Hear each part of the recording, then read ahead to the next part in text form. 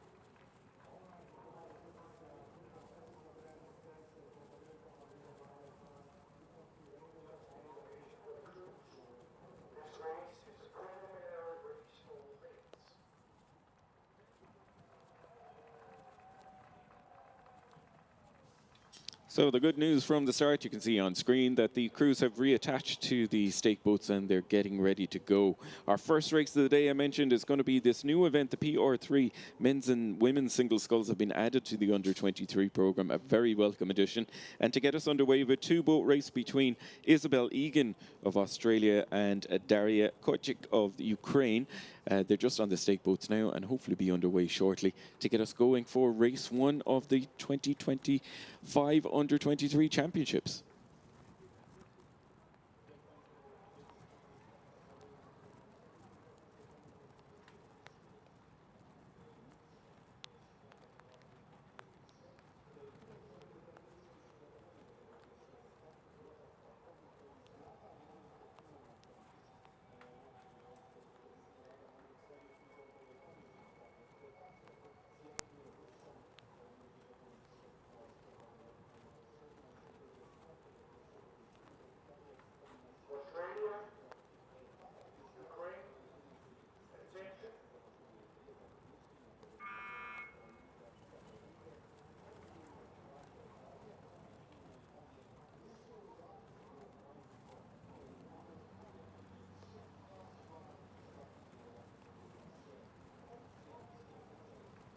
So we are underway in our first race of the championship two-boat race here, and it is youth versus experience. We have Isabel Egan competing at our debut international regatta here at the under-23 level, representing Australia, coached by Christine McLaren. Will be cheering her on. She's racing against a very experienced Daria Kochik of Ukraine. No stranger to international rowing, even though she is just 21 years of age. She has raced a number of seasons, both at under-23 and at the senior level, medalled a number of times as well, including coming third at the Europeans. And of course, no stranger to the headlines, because at the Europeans last year in Szeged is where her doubles partner proposed to her, so they hit the headlines along with their racing and medal wins, along with their engagement that we all enjoyed as well. She looks like she has gone out to a very slight lead coming through the first 200, 250 meters. Very little between the two crews, and they're actually both speed and stroke rate very similar. The Ukrainian just a higher boat speed, stroke rate up at 36 strokes per minute. The Australian sculler slightly lower at 34, but looking good for an exciting race here. Sometimes in the preliminary race, we see a lot of distance between the two crews, but coming up to 400, 500 meters, very little separating the two of them out.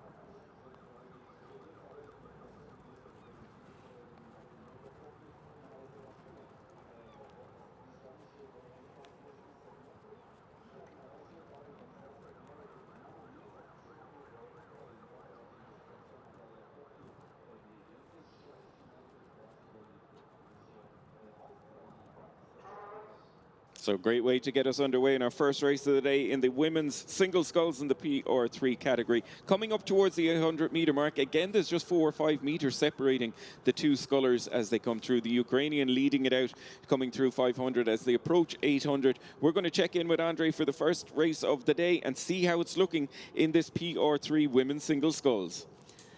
Well, if this is how you want to make an international debut, Izzy out here is riding a master class right where she needs to be, still with contact over the Ukrainian experience sculler.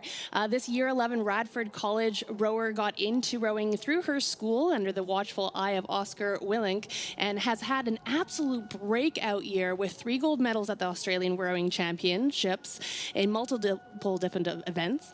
Her goal for 2025 was to improve her sprint finish and to earn her first international berth. Well, she's already achieved one of those, and the sprint finish will leave until the end. Coming by the 1,000-meter mark here, just a little bit of open water between Daria from Ukraine and Izzy Egan from Australia.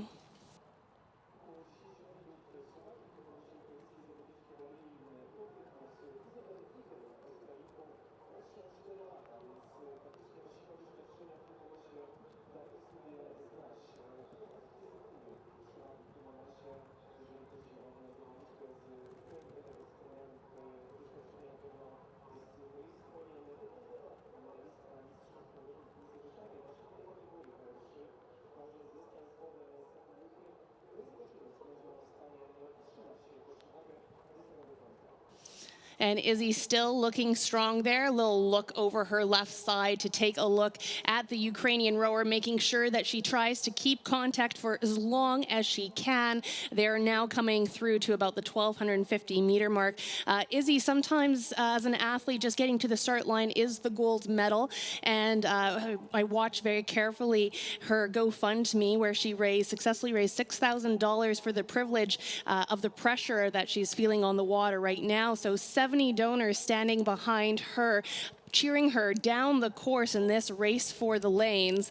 She flew from Sydney to Italy on June 30th and has been there acclimatizing and training hard. And really, it's very clear from everything I can find out through online sleuthing that she takes this very, very seriously, that she comes with fun and energy and enthusiasm and a positive work ethic. And right now, I heard one of the coaches say composure beyond her years. And Richie is definitely looking like that's what she's showing here on the water today. Absolutely, the 17 years that that tells us that she is new to this international season and international racing, but you couldn't tell from the way she's challenging Daria Kochik of Ukraine in our first race of the day. This is the preliminary race, so it is one of the mandatory races, one of the new changes that World Rowing brought in for this season. So they are racing for positions in the lanes. Through the 500 meters mark, it was just less than a second separating them, and coming through 1,000, the halfway mark, it opened up the Ukrainian sculler just about 2.5 seconds. She's still pushed on into the last 500, just opening up now under a 5-second lead coming into the last quarter of the race. So looking good so far for Daria Kochik of Ukraine, with Isabel Egan doing really well here, really putting it up to her in the first time that they've raced each other, pushing her all the way into the last quarter.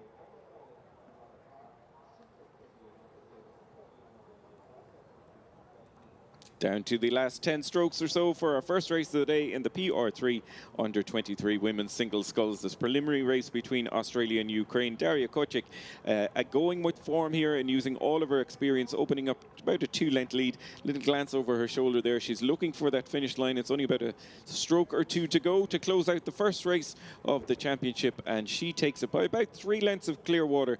Then back to Isabel Egan, making her under 23 debut, and a great backstory that Andrea told us about there. So congrats to both rowers, and I'm sure we're in for a great final when the two crews race again later on in this regatta.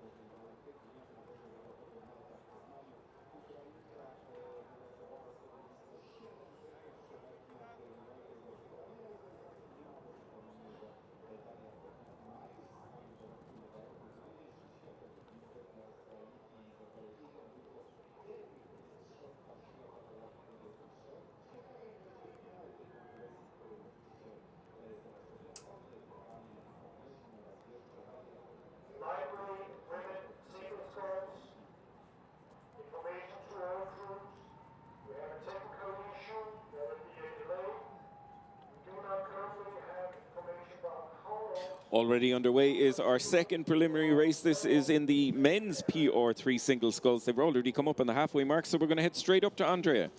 Yes, and what a view as they come by here. The Australian stunner, Stam is his nickname. In his debut year, well in the lead. He has two World Cup silvers from this season in the PR3 mixed double. Right on his heels is we have the German sculler as well. Pardon me, the Ukrainian sculler who has a 2023 gold.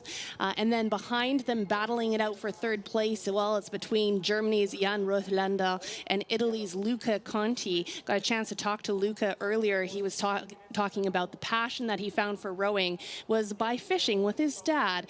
Tried it in middle school and from then on couldn't stop.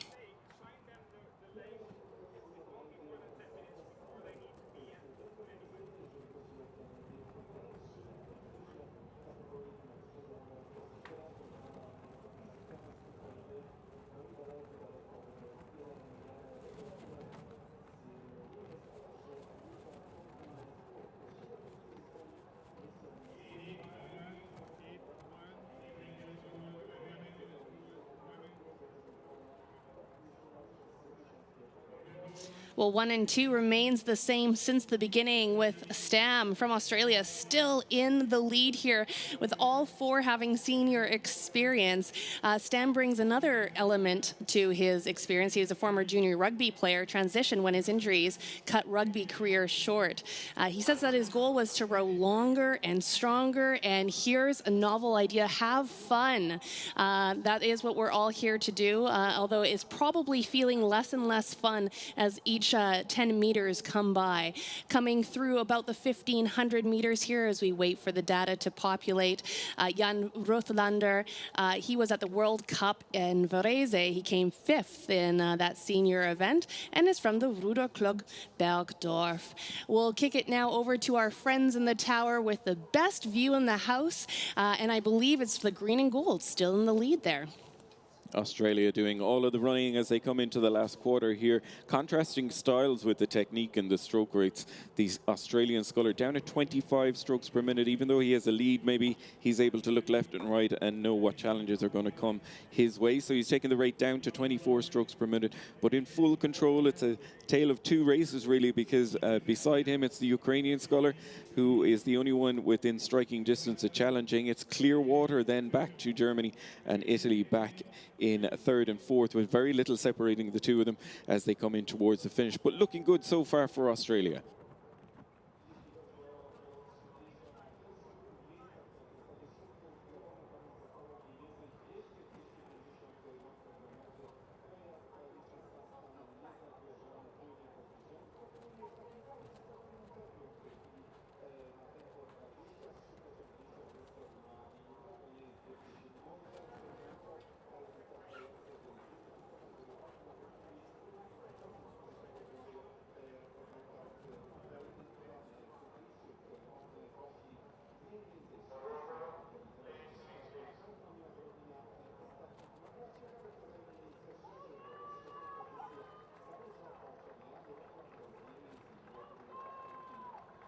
You have to say that Sam Stunnell is really cruising in towards the finish line here. He's in full control of the race. Last few strokes for him. He's going to take the win in the preliminary race. Back to second place then Ivan Kuprichuk of Ukraine in second. A little bit, about 3 lengths of Clearwater separating first and second, and then quite a way back to the crews from Germany and Italy. Just coming into the red markers now, down to the last 250 to go for both of those scullers. And it's always interesting to see how the preliminary races go and how it might affect when they get into the final. Will we see different racing tactics? Sometimes they come out and just look to get a feel for the course, feel for the competitors, and hold off until the final. So it'll be interesting to see how things play out. But no doubt about the winner there, Sam Stunnell of Australia, in full control ahead of Ukraine in second. It looks like it is going to be the German sculler just coming into the line ahead of Italy.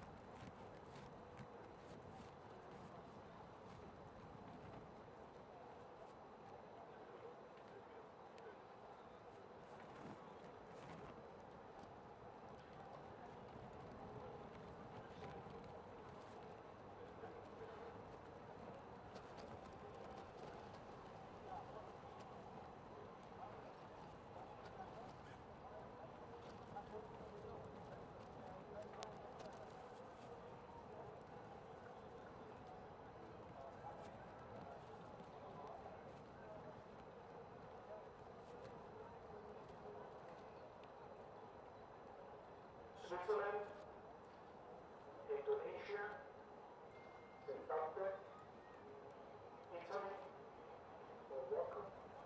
Attention.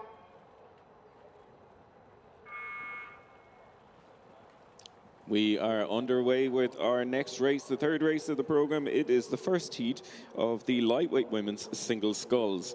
The first two crews in this heat that get through to the final, the next two fastest of the remaining crews will advance on to final A. The other crews going into final B. So in our first race here, the first heat, we have Switzerland in lane 1, Indonesia in lane 2, Zimbabwe in lane 3, Italy in lane 4, and Morocco in lane 5. All of the scullers going off in the 40s, the stroke rate coming through the first 100 metres. They'll settle down into their race pace now, and we see the early leader at the moment is the Italian sculler, Melissa Schincariol, who is leading it out, but just a metre or two separating the first crews as they come up on the first few 100 metres, all the way cleanly and all within striking distance, because there's just about a length separating first to fifth at the moment. Two places on offer into the final, and I'm sure they're all looking out to get a clean start, secure those two qualifying spots. So tactics are going to come into play here. The Italian pushes on again. Schincariol, she is leading it out. Just in second place, then it seems to be between Switzerland and Indonesia side by side, and matching each other with stroke rate and on boat speed as well. So all to play for. Coming through the first few hundred, it's Italy leading it out.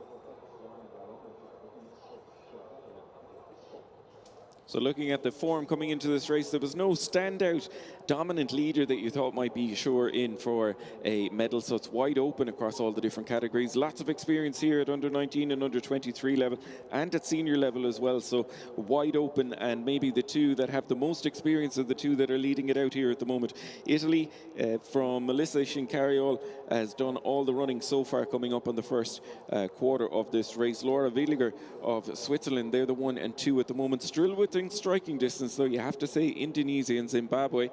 The only crew at the moment that a little bit work to do if they're going to get in the mix is the crew from Morocco. But to find out how things are going center of the race, we're going to head up to Andrea at the 1,000-meter mark. Certainly exactly as you see it, with Italy leading but not able to breathe just yet because 4 lanes over on her right. Switzerland is challenging, and not surprising to see these close margins. This is, after all, lightweight rowing. To set the stage for some of you, lightweight athletes need to weigh in 2 hours before at 130 pounds, but the equipment remains exactly the same as those in the heavyweight. So they are working incredibly hard, and as they come by us at the 1,000-meter, Italy just with half a bow length ahead of Switzerland. They're bringing in 3.9 liters of oxygen per minute into their muscles. Only the top 2 of this are going to go straight to the A final. The rest, well, those are based on time. So every second counts here, Pavlov.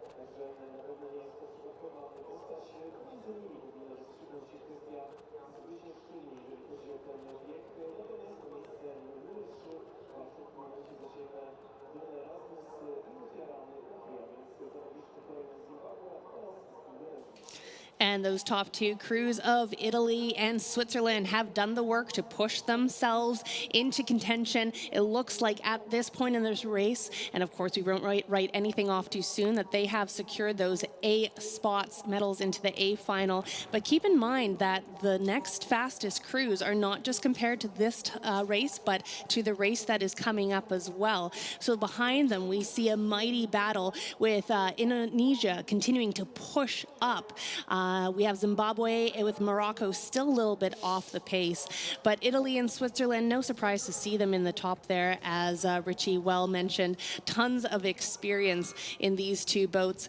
With Melissa from Italy, she is a U19 world champion in the quad. She came 5th at the Senior World Cup in Varese. And Laura Villinger from Switzerland, World Cup in Lucerne, came 11th and 5th at the U23 of the European Championships. And when every single race counts, that international experience can really make the difference. So sitting at the head here of the race, you're going to want to make sure that you are not taking your foot off the gas, going nice and smooth, making sure as that fatigue starts to creep into your body that you are starting to make sure that you relax your shoulders. You're still taking those nice long strokes as perhaps your arms start to cramp up.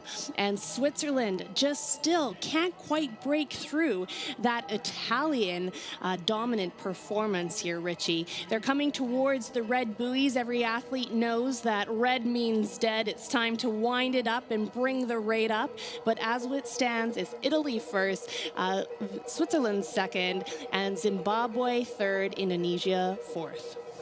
A really solid middle of the course race from Laura Villiger of Switzerland. Sees her overlapping again with the leader Melissa Shincariol of Italy. She's done all the running, but as Andrea said, hasn't been able to shake off the challenge that's come from Switzerland. These two pushing each other on have allowed them to move clear water ahead of the chasing pack, and it's going to be a race then against the clock for Zimbabwe, Indonesia and Morocco to see if their times will qualify them into the final. But looking good in the run into the finish. Two-boat race between Italy and Switzerland.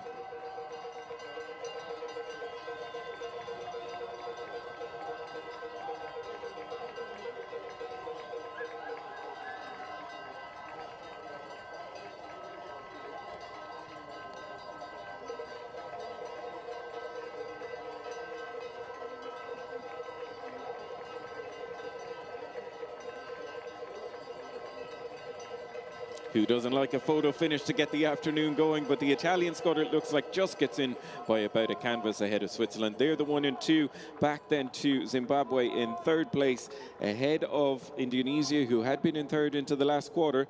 Great lads 500 there from Done Erasmus of Zimbabwe to move into third place. And I'm sure she'll be watching the time to see how her qualifying goes to try advance into the next round, into the final. And just our last sculler then from Morocco coming in to close out. This is heat 1 of the women's lightweight single sculls, looking good and qualifying for Italy and Switzerland. The question is, who's going to get those other qualifying spots? Morocco just crossing the line there to close out our first heat.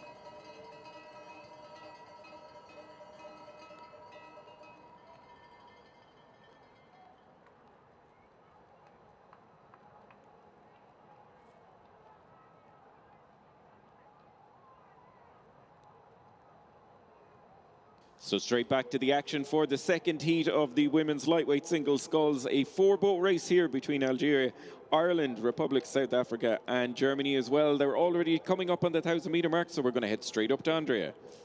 Well, the favorite of Germany is just that, in the lead. She's looking so relaxed, taking some nice loose strokes despite being halfway through a fairly grueling race. Right on our heels come the rest of the crew. Again, this is the lightweight single sculls with the top 2 going through straight to the A final. The remainder fastest times going through as well to join them. So we have following her South Africa. Well, Chloe Cresswell, she was 5th last year in this event. She's of the returning U23s, has the best showing with the rest of them coming up from the juniors, from the under-19s. But right next to her, Ireland, Sophia Monaghan continues to push through.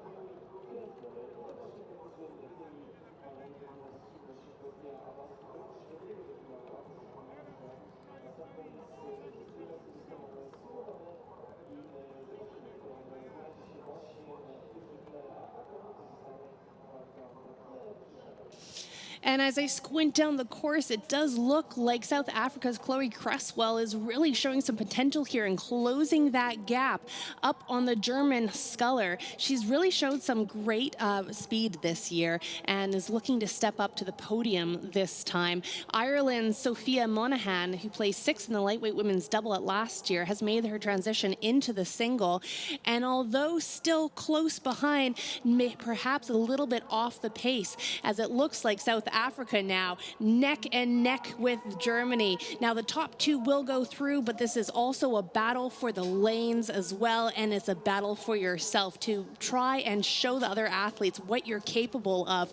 Every single race counts, especially in this new format, and it's really impressive here. Those single shells, 27 feet long, 31 pounds, only about 10 inches wide in some points, and they are just slicing through the water. And from where we sit, it looks like it is South Africa now pushing past Germany. A battle back and forth as they trade meters on our data here. And it's really going to come down to the view in the finish tower, where it's going to stand across the buoys. Really exciting to see all three scullers overlapping with each other coming down to the last quarter of the race. Sophia Monaghan not out of it. She's just 8 metres off the leaders and has taken her rate up to 36, 37 strokes per minute. She knows that if she wants to secure one of those qualifying spots, she's going to have to make a move now. So she's pushed back and is putting pressure on the two scullers that are matching each other bow ball for bow ball here. There's a South African sculler, Chloe Cresswell, takes it up to 38 strokes per minute and starts winding to the line, but there's very little between the three scullers. It's South Africa, Germany and Ireland all in the mix. Three scullers for 2 places.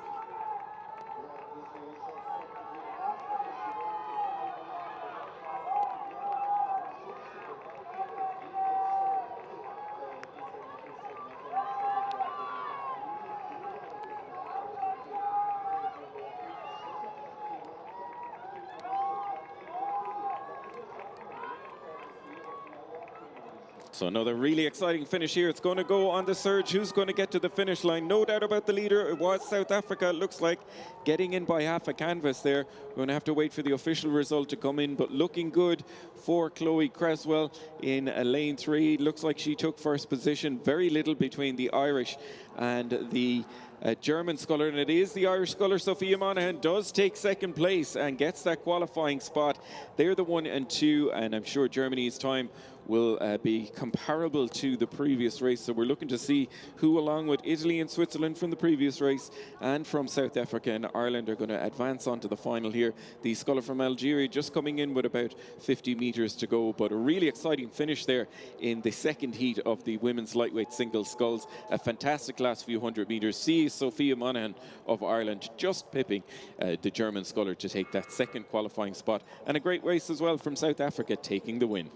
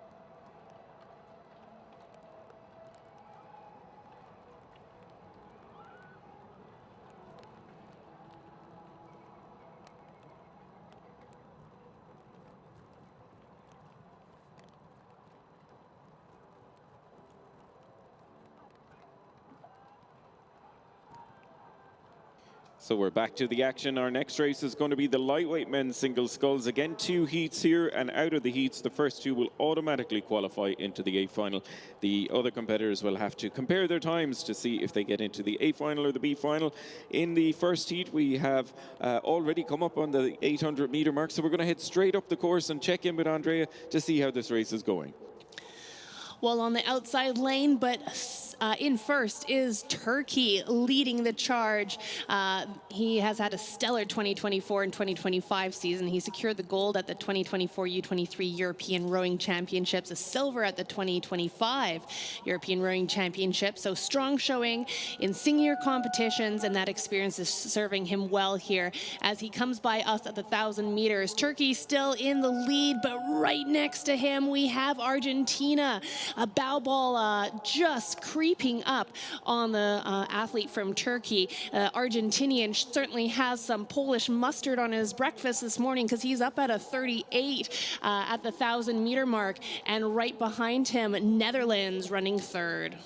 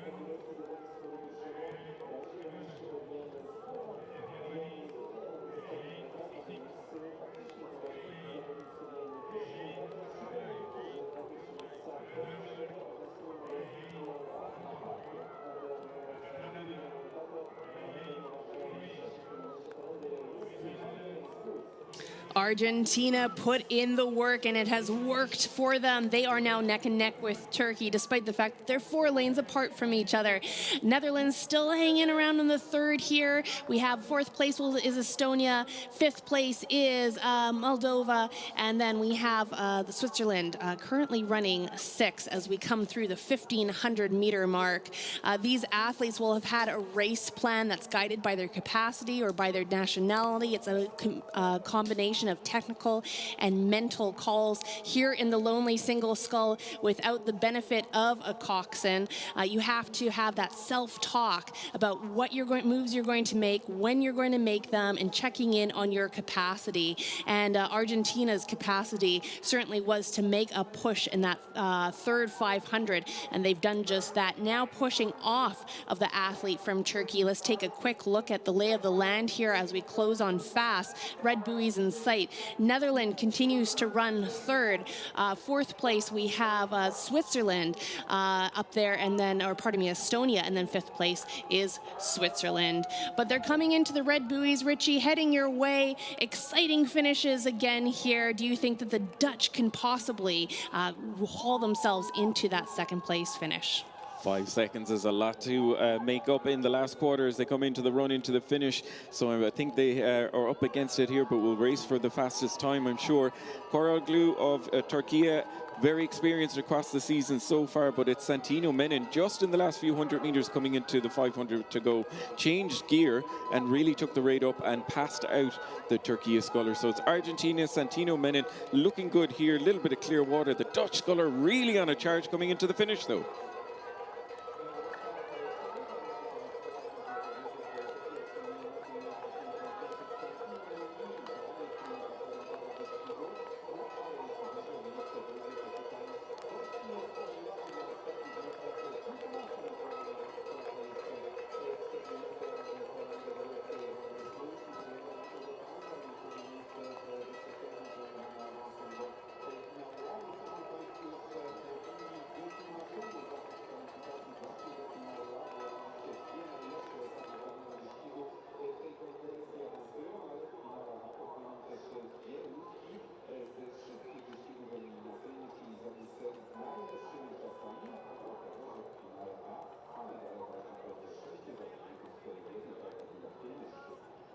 So I stand corrected there. No doubt about the leader. Santino Menin did take the win. Really solid last quarter from him. And it was, as Andrea predicted, Van der Sluis of the Netherlands with a storming last 200. Just got in to pip the second qualifying spot ahead of Turkey's Sculler Koroglu, who now will have a waiting game to see if his time is good enough to advance him on to the 8th final.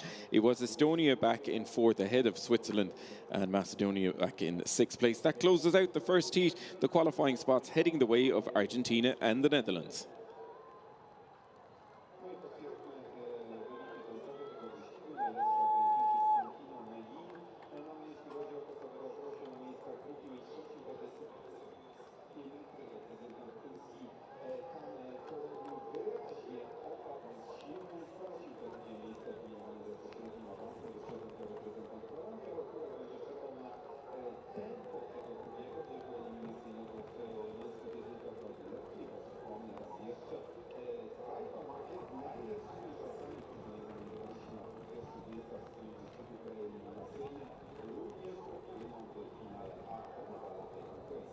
So heat 2 already through the halfway mark, and we're going to head straight up to Andrea to get the latest on the second heat. Well, I have absolute goosebumps on my arms as they came through the 1,000-meter. You could have drawn a line across them. I'd be hard-pressed to tell you who's in first. Our data keeps on going back and forth, but it does look like Slovakia and Tunisia that have started to fall behind. But your pick, Italy, USA, Germany. Germany just starting to go back. However, still plenty of runway left to go. This is an amazing fight that we're seeing here.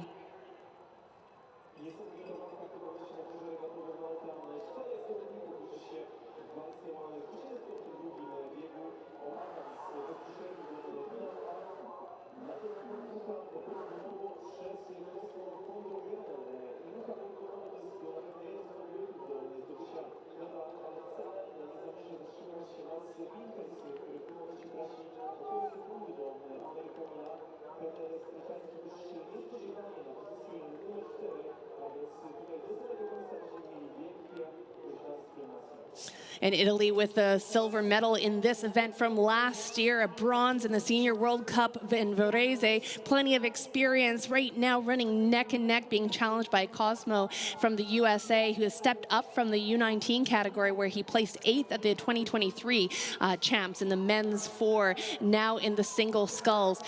This one is too close to tell, but what I can tell you is that Germany starting to run a 3rd, Slovakia running 4th as we're heading down towards the red buoys. Those athletes will be absolutely gassed. And of course, Richie, they have no idea how fast the race was just ahead of them.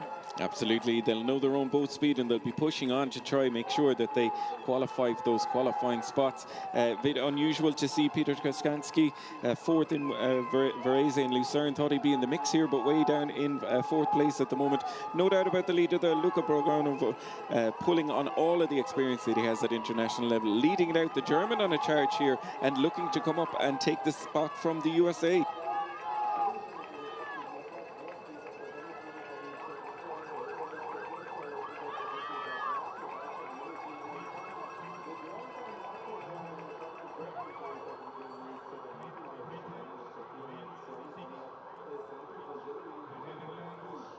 Unbelievable finish there between the USA and Germany. We're going to have to see who it was.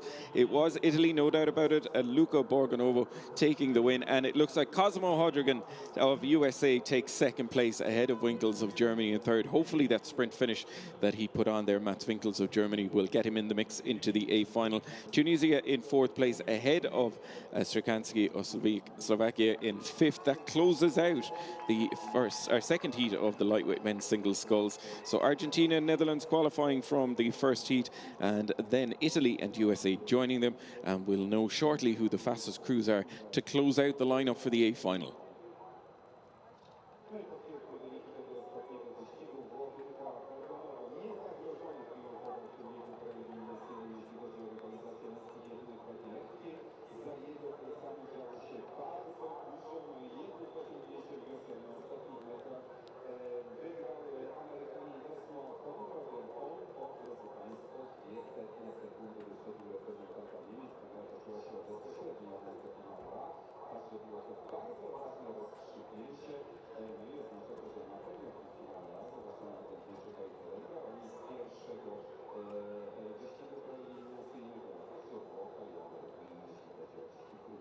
Coming down fast and furious. We're now moving on to the women's pairs races in the first heat, coming through 500. We're going to head up to Andrea to check in on the action. Yes, back to the women's pair. So from 2 oars and scull to 2 oars with 2 people, we're into the sweep boat category. It's a very varied field here, although the Spanish, who are currently in the lead with their Norora, is the only returning competitor from that silver medal crew. Right now, it's the Spain running first, Denmark right next to them. I hesitate because they keep on flipping back and forth here, with Denmark putting on a charge.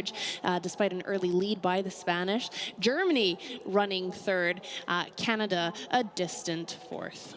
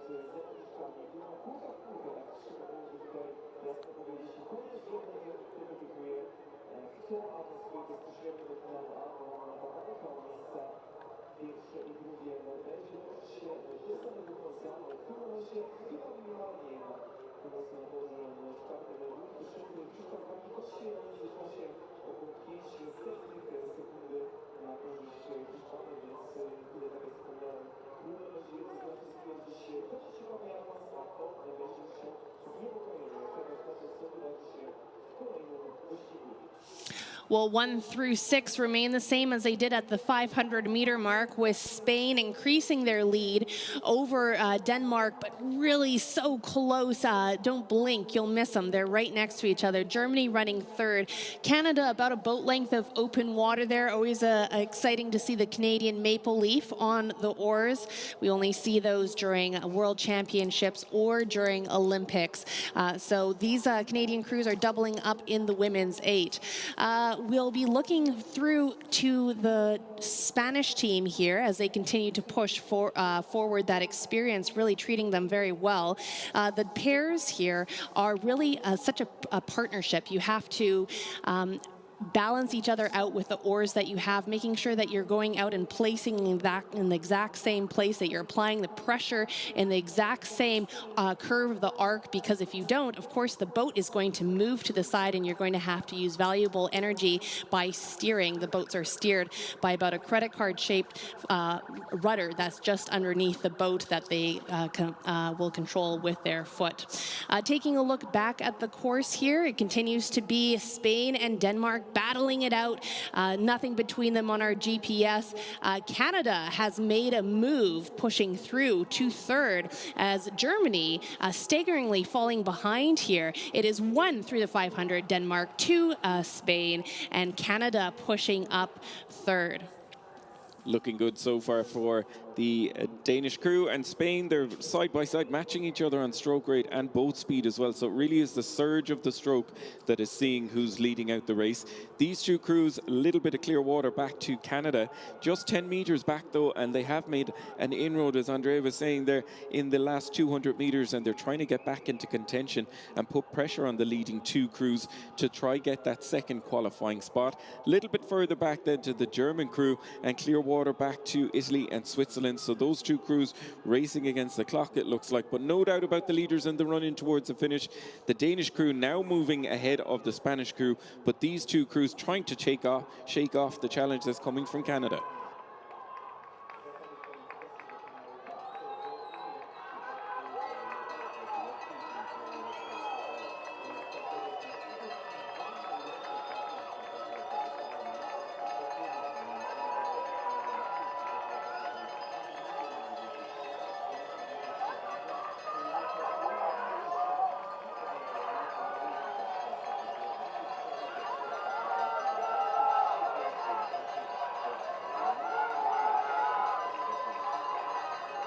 A busy and loud grandstand are cheering these crews on and adding to the excitement as they come in to run in towards the finish.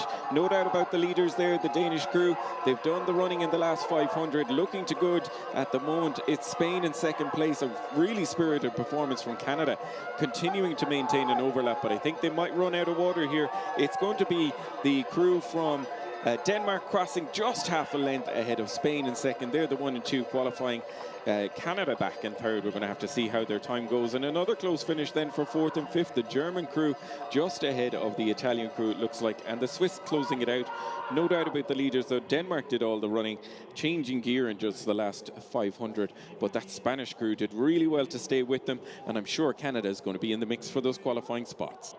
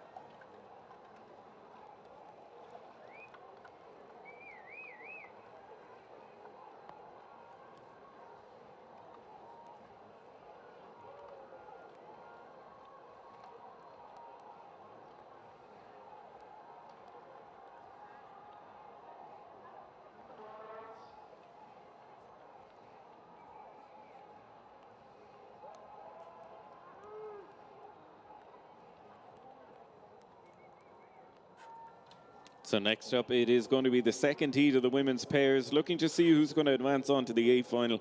From the first heat, we had Denmark and Spain.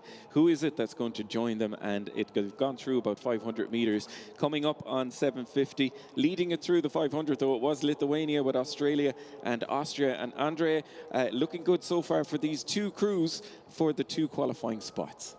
Yeah, we eagerly watching these athletes, incredible athletes, take off. It was Romania that held their stroke rate the highest. However, it looked like Lithuania just got their gears and got a grip of the water and at a lower stroke rate managed to hold on. They're still in the lead here by the skin of their teeth at a low of 36 here. But looking at the Dutch at a 30, staggering 33, using every single ounce of their length, placing those 12-meter blades far behind them and leveraging off. Although they're running a fourth place, really, or third place, pardon me now, really impressed at how they're rowing. They're coming by the 1,000 meters right now. We can see the coaches on the other side cheering them on, people, athletes stopping and hollering, and oh my goodness, look at that. You could just draw a line through. It is undeniable that Lithuania is in first, but then another 3 crews right behind them, with GB running 5th.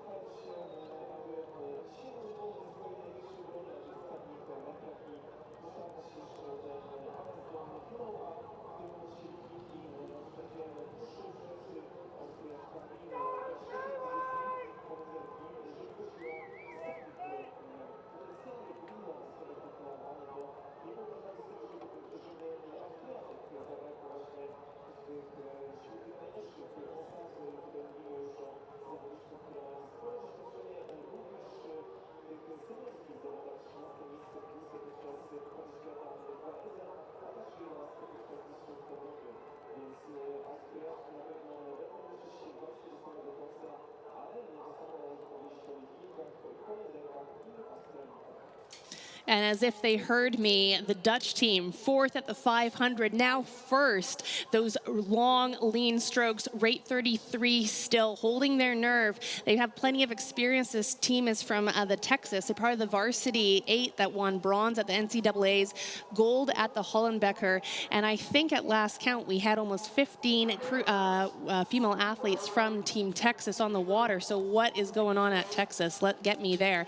Right behind them, we have Lithuania now slipping back into second. Austria, pardon me, running third. Australia starting to fall behind. That Austrian combination came 13th at World Cup in Varese. So lots of international experience on show on the water today. And they're heading down towards the finish tower. And now it comes down, Richie, to the almighty sprint. Absolutely a well-timed race here from the experienced crew from the Netherlands. They move into the lead just in the last 100 meters coming down to the last quarter. They've opened up a 2.5 second lead over Lithuania, the early leaders. These two crews looking good, but Austria and Australia matching each other as well, stroke by stroke and boat speed as well.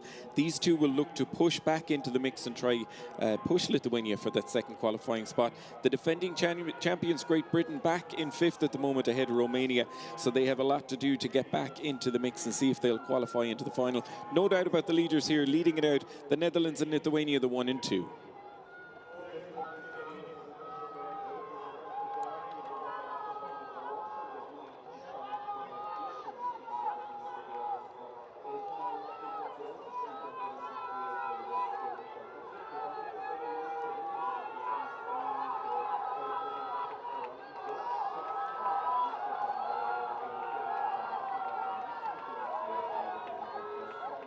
The Austrian crew on an absolute charge in the run into the finish. They look like they've the better of the Lithuanian crew right beside them, and they're going to take the second qualifying spot.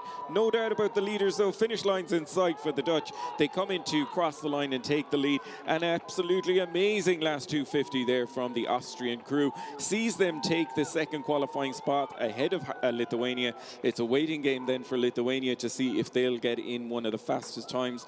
Back then to the crew from Australia in 4th to finish ahead of Great Britain 5th and the crew from Romania in 6th. No doubt about it though, great race there from the Netherlands and a really exciting sprint finish from Austria sees them take the second spot.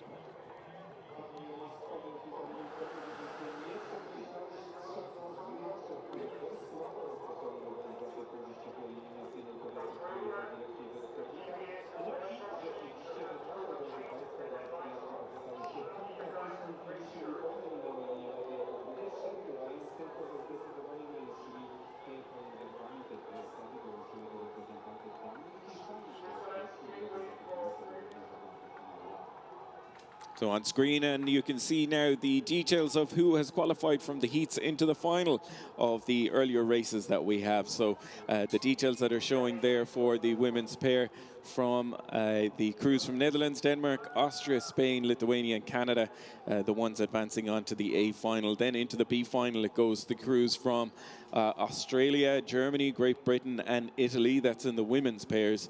And also in the B final there, Romania and Switzerland. So great to have those results there to see how the earlier heats went.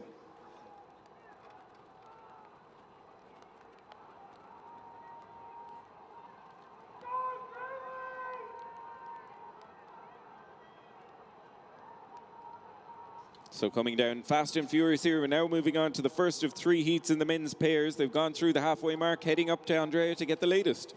Fast and furious indeed, and at the head of this flying V, it is the Italians in the lead. Plenty of experience in that boat with Alessandro having a bronze in the men's pair and Giuseppe a silver in the coxed 4. But right behind them, well, neck and neck for Norway and Spain. They're running a great tactical race here. And although the New Zealand's running 5th right now, looking really smooth, calm, and collected as they row by, they have a lovely style to them. Having been trounced by Kiwis in the past, you never want to write them off. They're absolute tacticians, and they've worked their way up from a 5th place. Italy, though, is in the lead.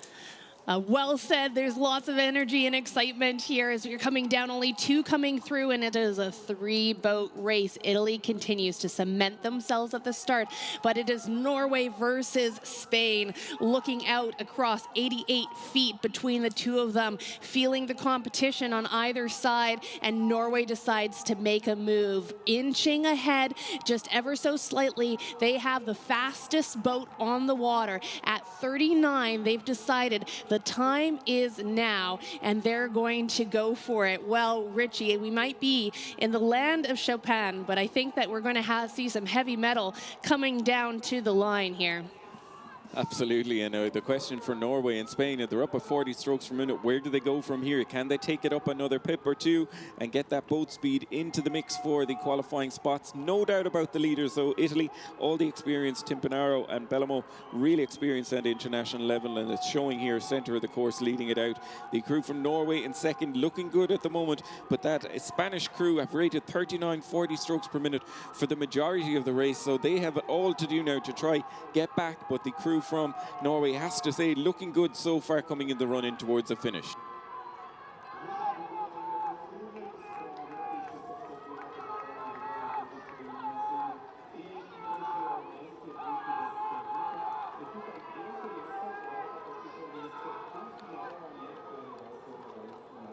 New Zealand on a charge as well coming into the finish, but they're going to run out of water as they cross the line. It is Italy taking the win ahead of Norway. They're the 1 and 2. The Spanish crew not able to get back into contention there. A storming finish from New Zealand sees them take 4th, and I'm sure they'll have a good fast time coming in. And the Bulgarian crew just closing out Heat 1. So the summary there, it is Italy and Norway qualifying for the A final.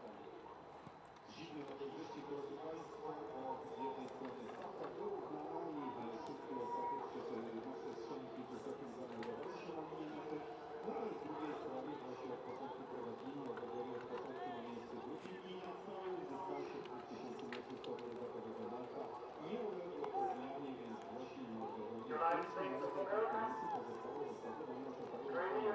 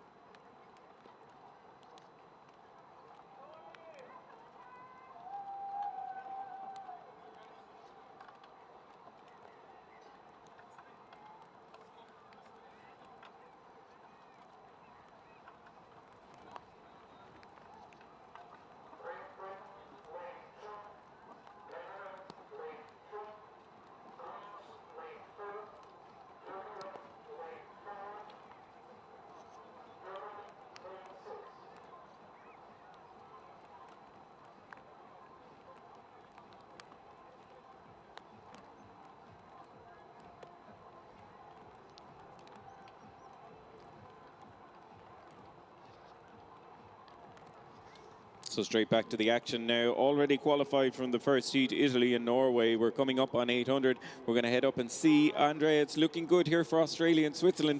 These two well ahead of the chasing pack. They certainly are. Green and gold out and ahead here. The relatively inexperienced Australian crew. That said, Alex Hoskin did come to this event last year, just missing out on a medal in the Cox Men's 4. No doubt that is definitely fueling him as he comes through his bow ball first across the 1,000-meter here. Alex from Sydney University is joined by Montgomery from Queensland University, making his debut. But they are under pressure. No time to think about what happened last year because Switzerland is right on their heels. So 2 of the reigning EU men's 4 champions are in that boat. They were also in the B final of the men's 4 last year. So plenty of experience rowing together, and that really counts, especially in the beautiful ballet that is the men's pair.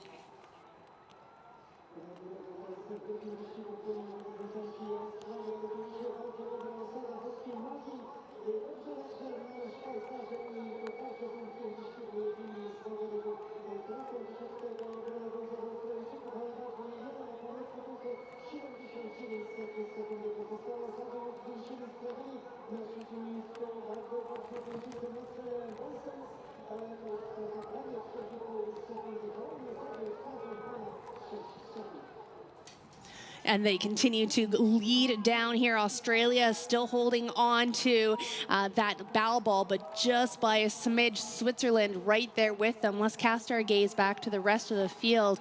And it is Denmark firmly in 3rd place here, with USA and Romania rounding out the pack. That Romanian team went on hot and heavy trying to keep a high stroke rate, but have fallen back now into last place as they couldn't keep up with the punishing field here. In the first place, Australia at a 37. Well, pardon me, it's now Switzerland. Can't blink, you'll miss them. At a 38, coming through the 1,500 meter mark. So last 500 meters left to go. This is when the lactic acid has really set into your legs. You're questioning your life's choices, and your feet are just killing you. Heavy legs, feeling like they're filled with concrete. And through all that, you have to breathe, relax, and make sure that you're continuing to place your oar as far back as you possibly can. These athletes will have fueled for this properly. These male athletes, about 6,000 to 10,000 calories a day. And I would imagine, Richie, that at least 1 or 2 of those were one of the famous local croissants. Absolutely. And I'm sure that Martin Cambereri, the coach of the Swiss crew, will be happy how the last couple of 100 meters have gone, because we've seen them take the rate up to 40 strokes per minute and make a very decisive move against the early leaders, Australia, who are now back in 2nd place. So Critchley and Chambers doing what needs to be done for Switzerland, leading it out in the run in towards the finish. Hoskin and Martin of Australia, coached by Shane Mulvaney from Ireland, who himself has won medals at under 23 international level for Ireland. He's coaching the Australian crew. These 2 crews well clear of the chasing pack, so looking good so far for Switzerland and Australia.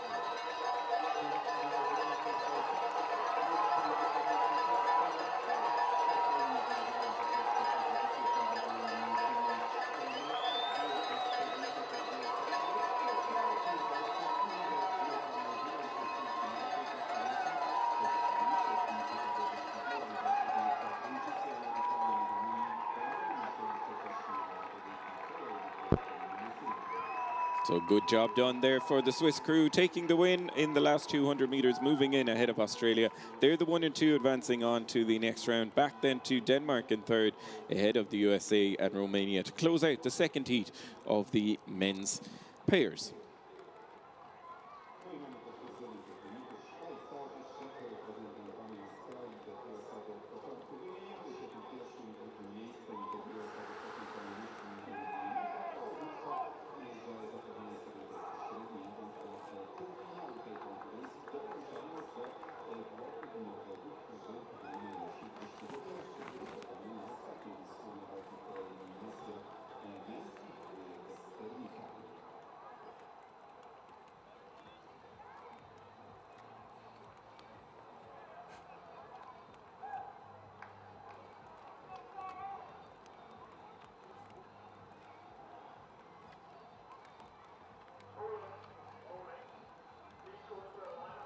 So we're down now to the last heat of the men's pair. They've already come up on the 800-meter mark. Really close race here between all 5 crews. Looking to see who's going to advance, along with Italy, Norway, Switzerland and Australia from the previous heats. And we're going to check in with Andrea. Hope you've caught your breath in between races and you're ready for heat 3.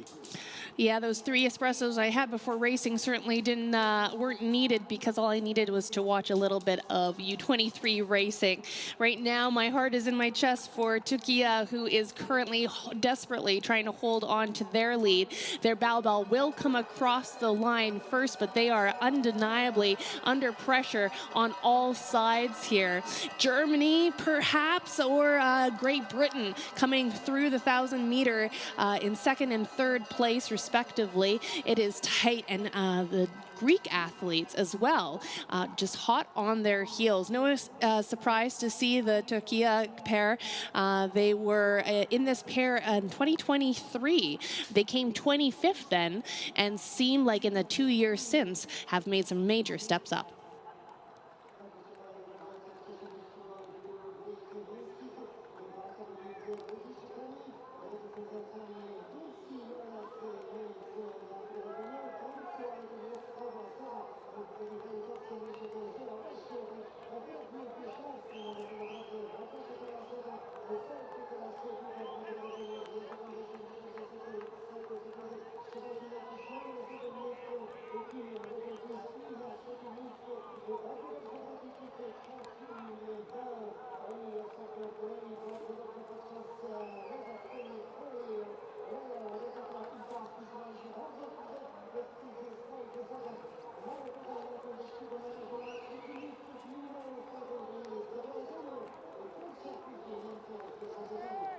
And although Turkey is still in the lead, lots of experience in the boats that are chasing them, barely closest. The German crew, this is their 3rd year returning.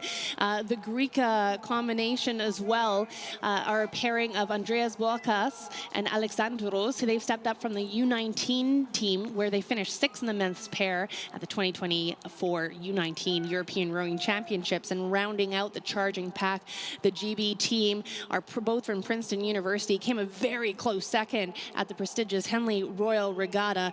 All of these crews are hungry for it. Everyone wants it. So now the question is, how can you stay mentally tough? How can you push off of your team and the teams on either side of you, and try and get as much run on the boat as you possibly can? The data here is showing us that Greece and Germany are just still neck and neck. GB starting to fall behind, but it is still Turkey at the head here.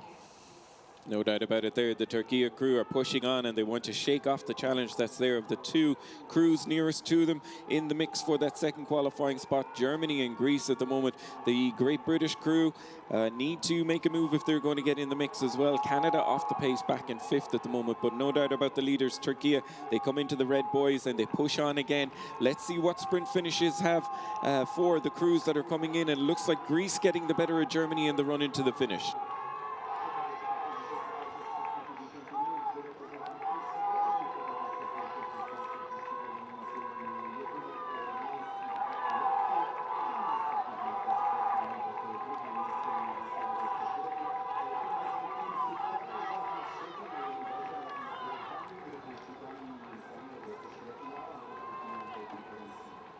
So the Turkey crew will breathe a sigh of relief there as they take the win, half a length ahead of the crew from Greece.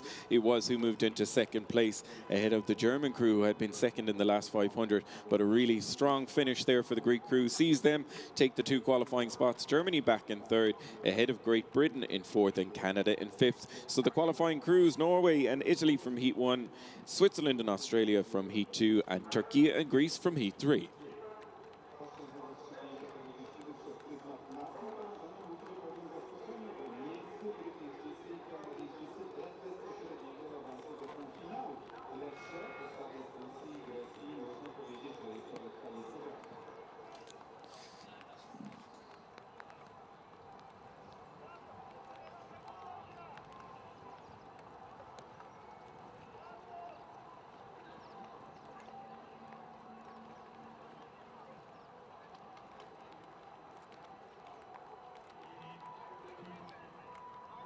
So confirmation of the progressions from the times will be shared as soon as they're available to us here. We'll have them on screen and shared with you at home as well to see who advance onto the semi-finals and finals from the times that are coming through from the fastest heats as well. Next up is going to be the women's double sculls, 3 heats again here, and we're checking in on the first race. Lane 1 is going to be Ireland, lane 2 New Zealand, lane 3 Latvia, lane 4 Poland, lane 5 Lithuania, lane 6 Ukraine, and they're just coming up on the first few 100 meters, and leading it out at the moment it is the crew from New Zealand, just then ahead of Latvia. They look like the 1 and 2, and then in third place the Ukrainian crew, just ahead of the Irish in fourth. They're the 1, 2, 3, 4 at the moment, and then a little bit further back to the crews from Lithuania as well, and Ukraine. So this race underway, just a reminder, it is the women's double sculls heat 1, 2 crews to qualify.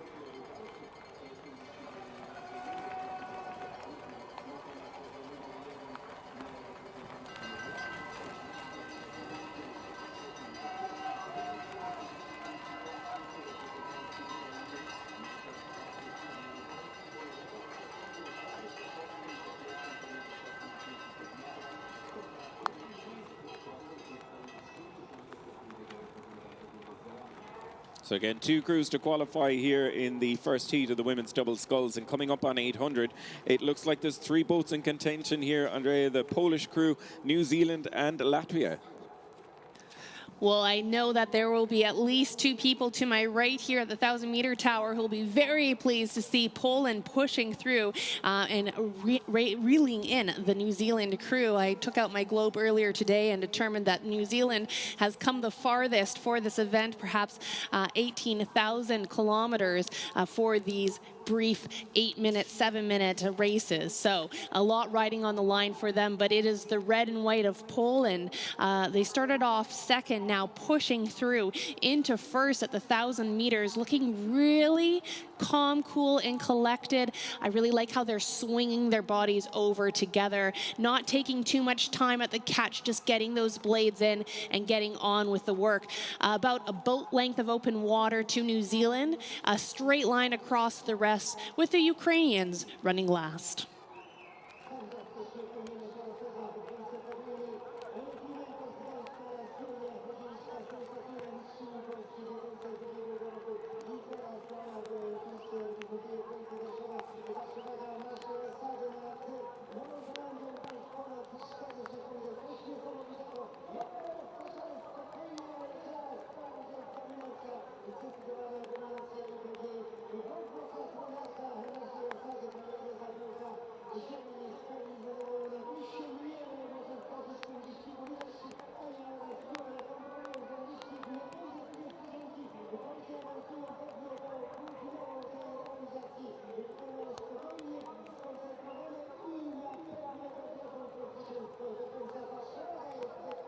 Well, I promised that Veldek would be excited. Thanks for proving me right there. Yeah, the energy is palpable because not only are the Poles in the lead, but dominantly so, with a staggering 25 meters back to the Lithuanians, who are now pulling themselves, starting in 5th and now running 2nd.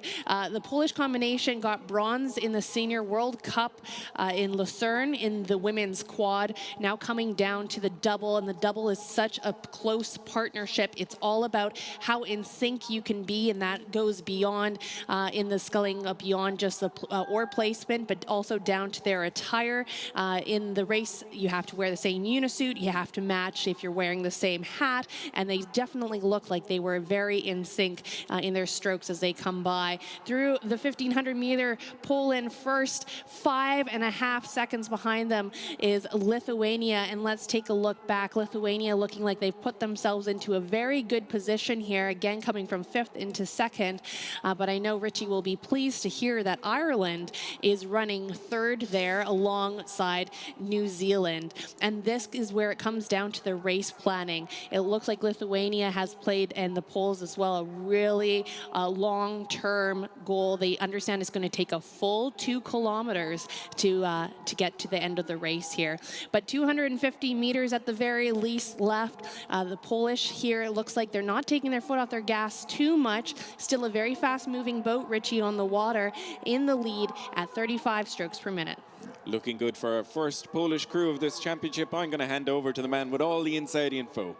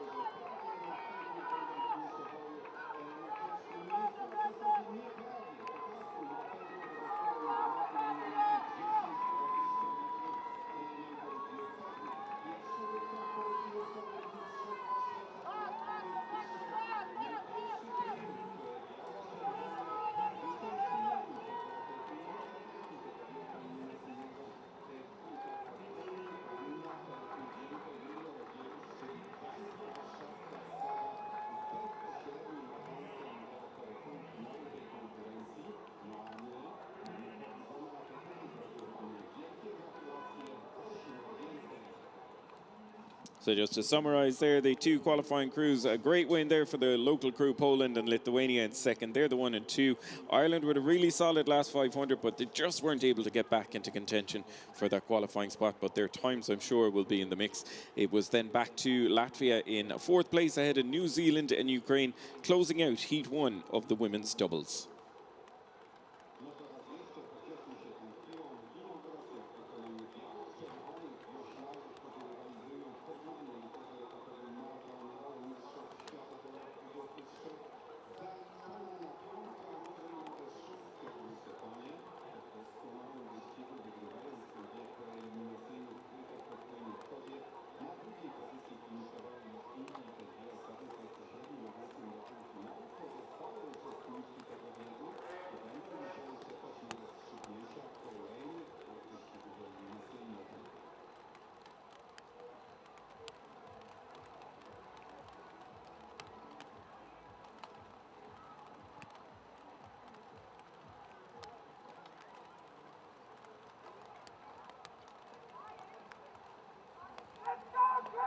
So we've seen Poland and Lithuania take the first 2 qualifying spots out of the first heat. The second heat already down on the 800-meter mark, and the purses nearest the action is Andrea. How's it going up there? Well, a familiar name in the Greek boat that's currently leading. We have 6 Olympians at this event, and one of them is sitting in the bow of the Greek boat there. Dimitra Konto is a bronze medalist in the lightweight women's doubles from the Paris Olympics, and a handful of medals besides then, including silver at the European Championships in this women's doubles, and 2 U23 medals, looking to add to that considerable collection. But the medals don't seem to be weighing her down much as she goes across the 1,000-meter with her new partner and reigning U19 women's double champion, Varvara. Right behind them, we see the French oars coming across the line. Those 2 are looking very comfortable. A little bit of overlap between the 2, and then about a half a boat length back to our Dutch competition.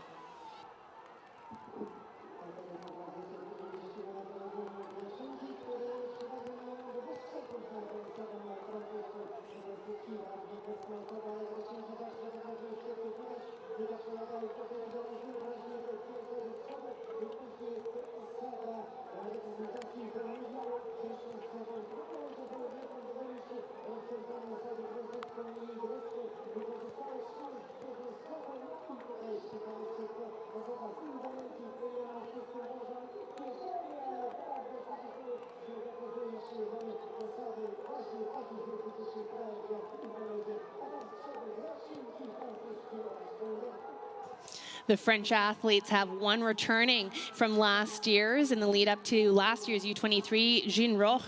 She did some senior level racing at World Cup 3, the final Olympic and Paralympic qualification regatta as well. This year, the U23s are her first international race of the season, but she's heading into the race with Mila Massamin, who was 6th in the quad at the European Rowing Championships just a few weeks ago. Greek combination still long and strong, down at 36 strokes per minute compared to the chasing French up at 38, and looking like they're getting good speed for it. The French are currently the fastest moving boat on the water. Again, 1 and 2 are guaranteed through to the next round of racing. Looking back in the field, the Dutch still just off the pace, about half a boat length to a boat length behind, trying their best to stay in contention. This is really such a grueling race. Because it's one of the few sports in the world that go from anaerobic into aerobic and then back into anaerobic again. You start with a sprint. You have to shift very thoughtfully into what we call our race pace, making sure that you don't knock too much speed off the boat as you bring your rate pace down. And then as we get closer and closer to Richie in the finish tower, that's when we start to wind the race again. So at 500 meters left, which is where they all are right now, you're thinking of turning the dial, just starting to firm up the rate a little bit, bringing up the pace, and the French combination are doing just that now, up at a 39 and starting to close the gap as we come towards the red buoys, Richie. They are certainly on a charge as they come into the last few strokes here, putting pressure on the Greek crew that have let it out from the start, but all of their experience come into play. These two crews just starting to move well ahead of the chasing pack. The Netherlands back in third, ahead of Brazil, Japan and Indonesia, but looking good in the run-in towards the finish for the Greek crew. Giovanni Posglione, the coach, will be quite happy, and I'm sure that the French coach will equally be as happy, as these two crews have clear water ahead of the chasing pack.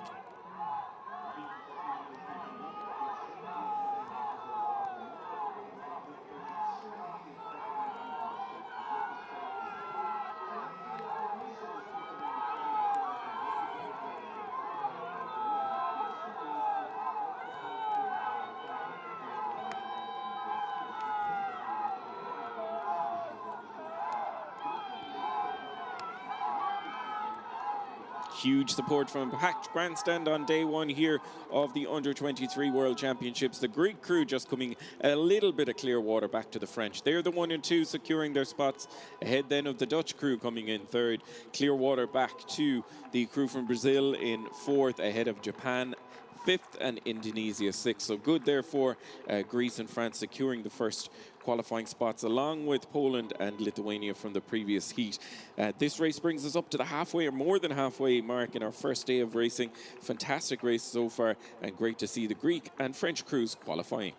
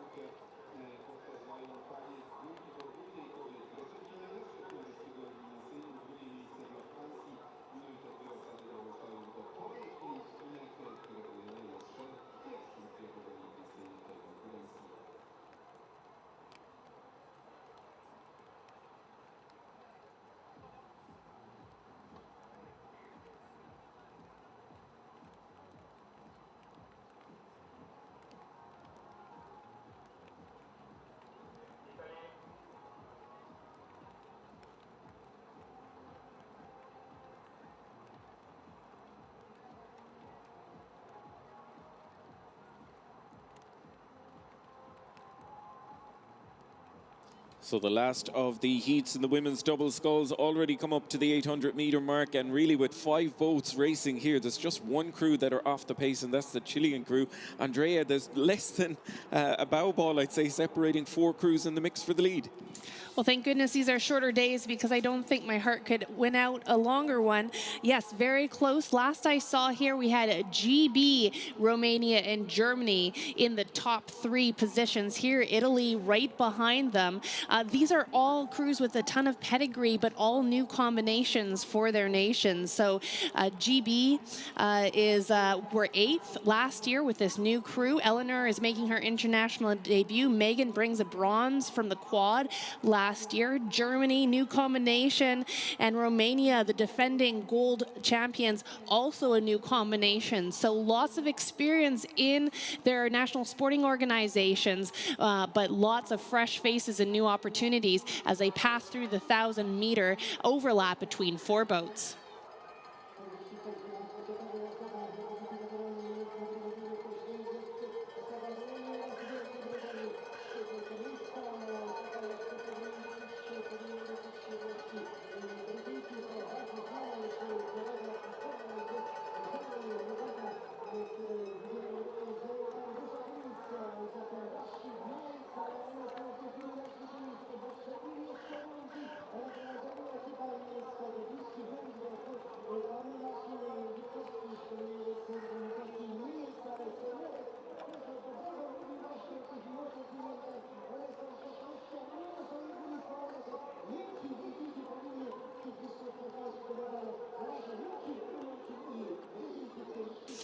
In racing, I talk about the traffic light moments. Is this a green light moment? Are we going how we're supposed to? Is this a red light moment? Throw the baby out with the bathwater, let's go? Or is this a yellow light moment and we need to make a change? And although these athletes will all have a race plan well in hand that they've rehearsed before, at the end of the day, you have to read the race. And it looks like Romania and Germany have done just that. Certainly the Germans, they decided there was an opportunity here to be taken, and they have put their foot on the gas and gone for it. Hopefully not too soon. Germany in the lead now. Romania just behind them as they start to push off the fatiguing rest of the crews. Italy now running right neck and neck as the GB has fallen off the pace, falling just behind the Italian combination. Italy is Alice and Beatrice here have found an opportunity to try and push off of the GB crew. Absolutely amazing. Coming through the 1,500 meter as Germany continues to push off of their chasing pack. There's really 3 ways at this point to get speed. That's length, power, or ratio. So length, are you staying nice and long and you're compressing?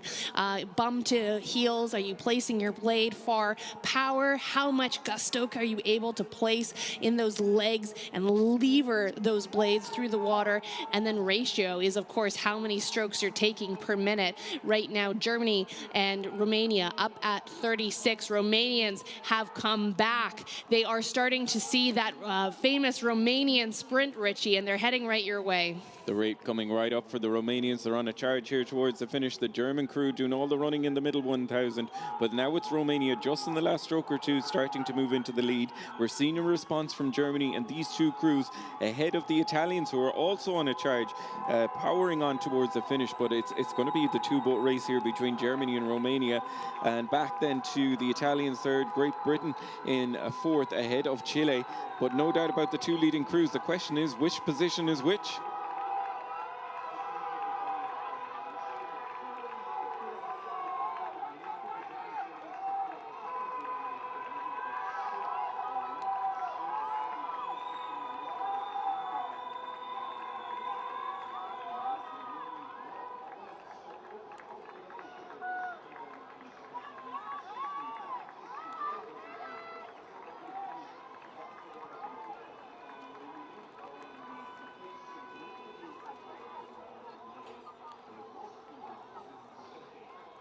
So really powerful finish there from Romania, taking them into first place, taking the win ahead of Germany in second. The Italians absolutely motoring in towards the finish there, just missing out on second place between them.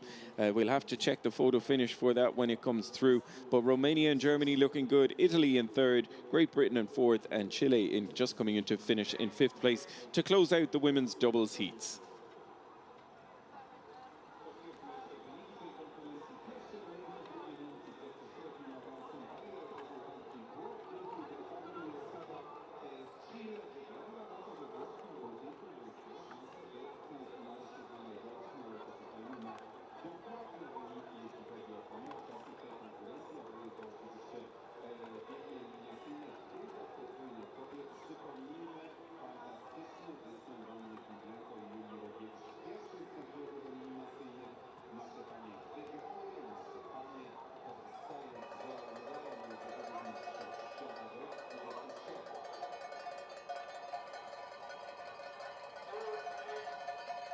So we move straight on to the next race category, the men's double, a series of 4 heats here, and already up on the 1,000 meter, it's heat 1, and we're going to check in with Andrea for the latest. Italia, Bella Italia in the lead. Switzerland running second, GB running third. Not to sound like a broken record, but of course, tons of competition here at the 1,000 meters. Lots of meters left as the crews start to spread out. Italy is about 5 meters, I'd say, ahead of the Swiss combination. GB was right there with them and struggling to hold on, but still well ahead of the chasing pack. That's Estonia, and then Sweden far back in the 5th place.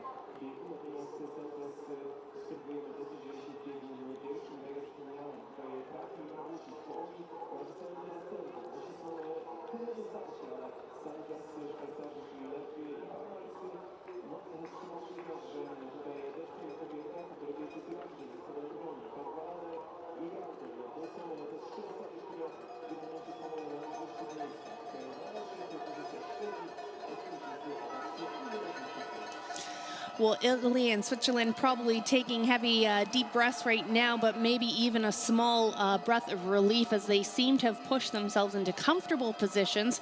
Switzerland about 2 seconds ahead of GB at the moment. Coming down the course here, that Italian combination is really intriguing. Joseph is only 19 years old, but despite that has already raced at a Senior World Cup. He finished in the A final of the men's quad at the World Cup in Varese. He has some wins in the U19 as well, and his doubles partner Marco also has senior experience in the double. He raced in Varese to the 8th place. He has a 5th place in this boat category in St. Catharines. So a ton of experience, really interesting combination, and it seems to be working out really well for them. Taking a look back as I squint down towards you, Richie, in the finish tower, Italy in the lead and Switzerland looking perhaps for a late stage push. Yeah, they seem to be winding it up towards the line here and are one of the fastest boats out there, but 10 meters separating first and second. I don't think they're going to have enough water to come up and challenge the Italians. These two looking good, and it's a race then for the 3rd and 4th places between Sweden, Estonia, Italy and Great Britain. The only crew off the pace at the moment, Indonesia, and the run in towards the finish, looking good for Italy and Switzerland.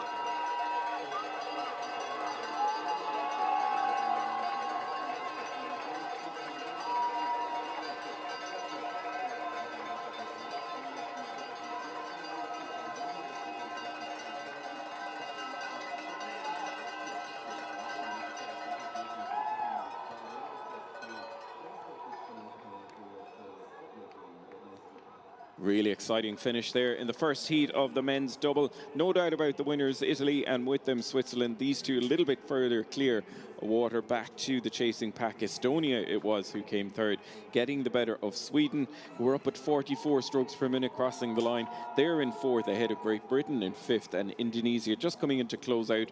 So the 2 qualifying spots, Italy and Switzerland, looking good in heat 1.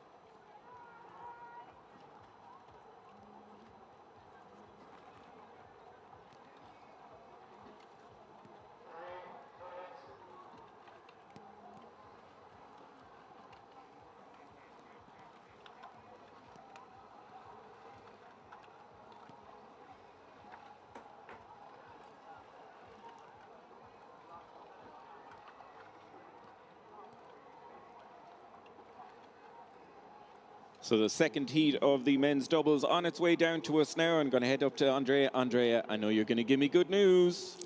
Well, the Emerald Isle out in front, the best, very best news, and a new crew.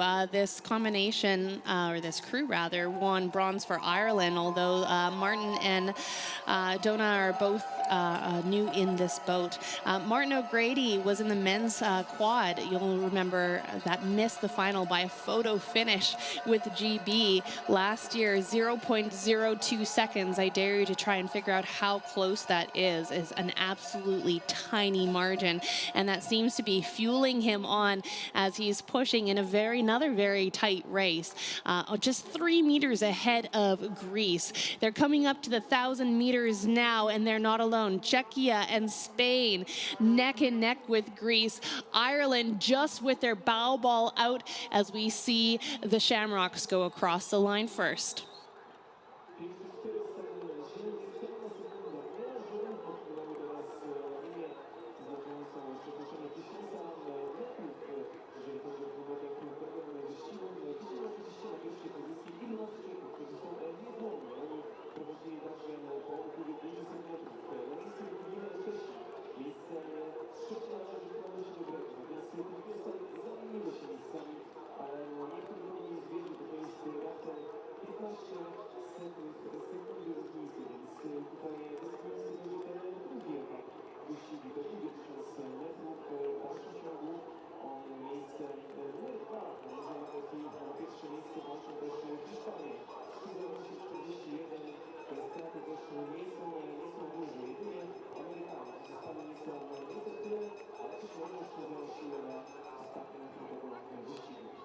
Ireland down but not out as they start to slip just past 1,000, now running about second or third. Greece has taken the baton, pushing ahead. Czechia right there with them. Spain running right alongside Ireland in this 4-boat race. Spain, we talked about the 6 Olympians that were here while in the bow. We have one of them. Kento Jose Horta had an 8th at the Paris Olympics in the lightweight men's double. He also has a gold at the U23 in the lightweight men's single. Now bulking up into the heavyweight category. Men in the lightweight have to weigh in at 160 pounds. Anything above that is considered heavyweight. And you need that because this takes 86% of your muscle is used during the course of this race. Casting our gaze back here, it continues to be 1 Greece, 2 Czechia, and not much movement between the two of them, although our tower commentary will be pleased to know that the Irish have put in a bit of a push here as they're starting to close the gap. We have seen that Irish sprint before, have we not, Richie? Absolutely, they have a lot of work to do, but full confidence in the Irish crew here of Martin O'Grady and Donna Claffey. They're winding up towards the line and trying to get back into contention with Czechia and Greece in for the lead. The Greek crew changing gear in the last 500, moving into the lead, taking with them the crew beside them, Czechia. They're the 1 and 2, Ireland in third at the moment. They've taken the rate up to 40. Where can they go from here up at 40 strokes per minute? They've got it all to do, but they're putting increased pressure on the crew from Czechia.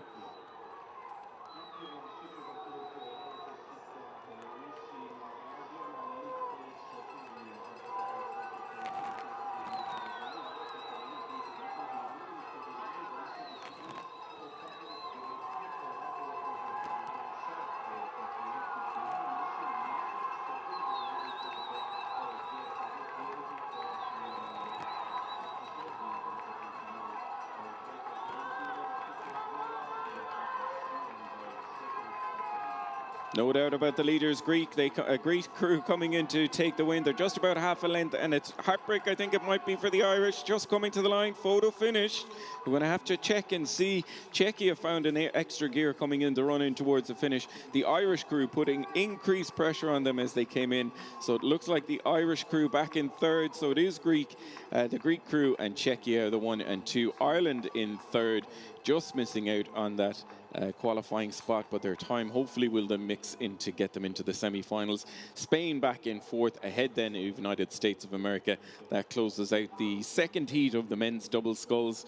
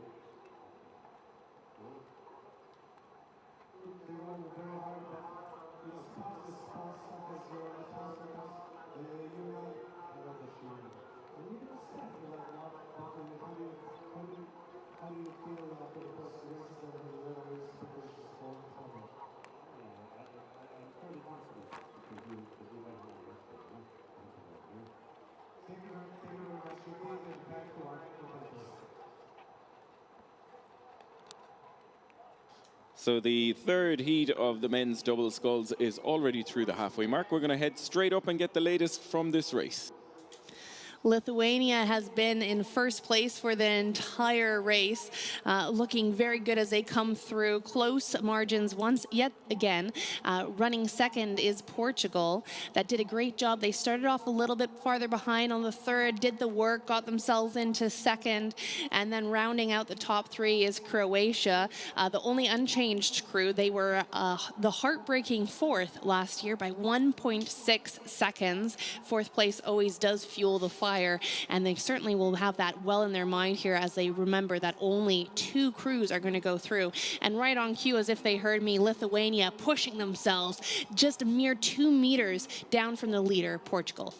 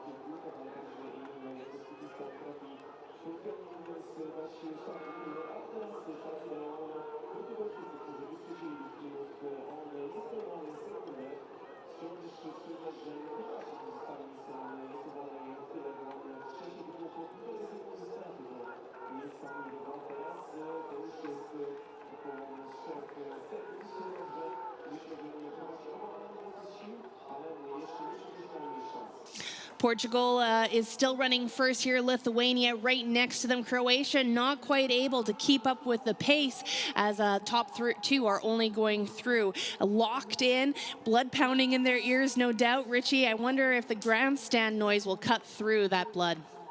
There's great encouragement here from a packed grandstand cheering these crews on. Portugal and Lithuania doing it the hard way because they're at either extreme of the lanes in lane 1 and in lane 5 as well. But they're glancing over left and right to make sure that they are staying in touch with each other. The Portuguese crew having the better last half of this race here. They've moved from third into second into first. They're in control at the moment, ahead of the crew from Lithuania in second.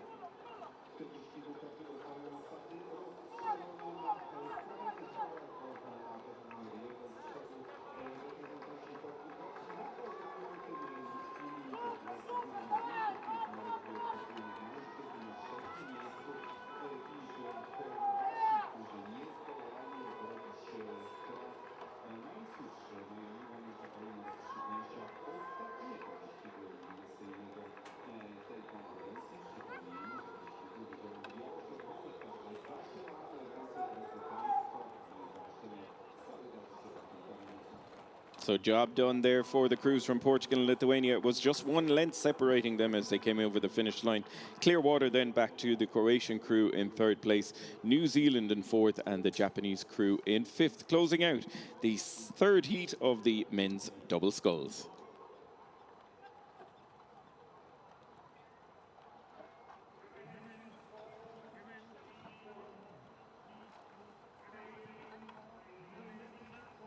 So down to the last heat in the men's doubles. Again, a 5-boat race here. They're coming up through 500 and now approaching 750. Leading it out, coming through 500 was Turkey ahead of Germany, France, Poland, Bulgaria. We're going to check in with Andrea and get the latest.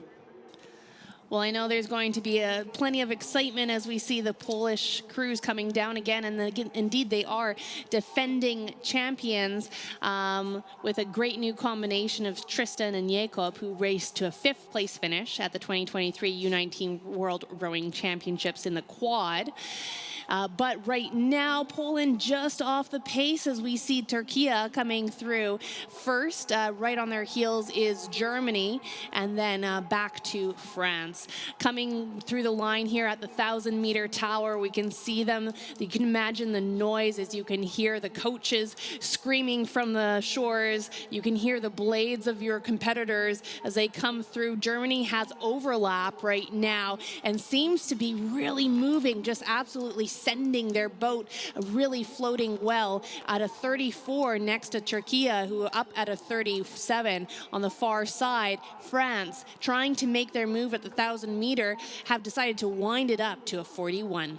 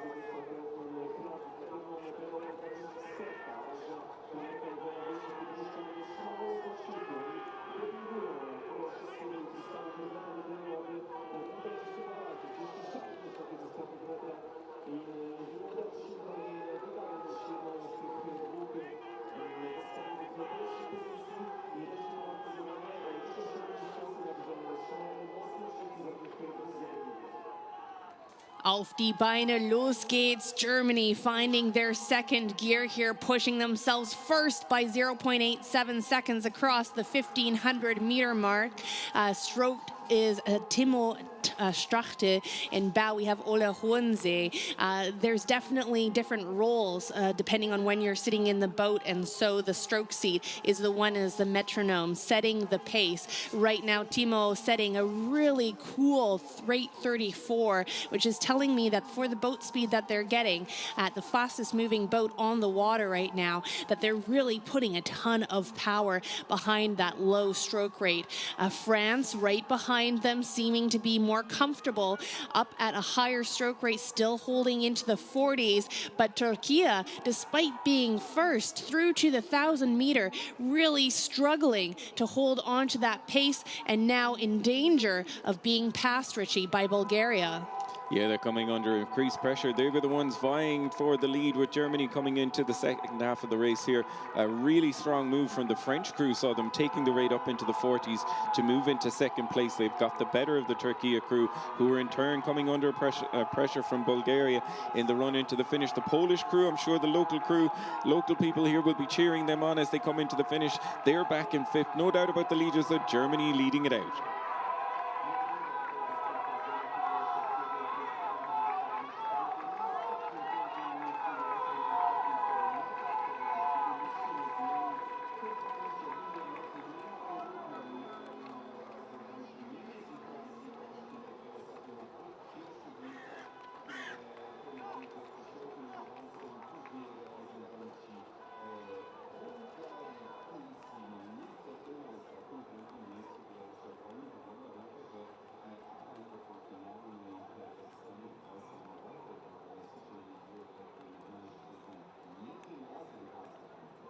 What an absolutely storming finish there from the French crew.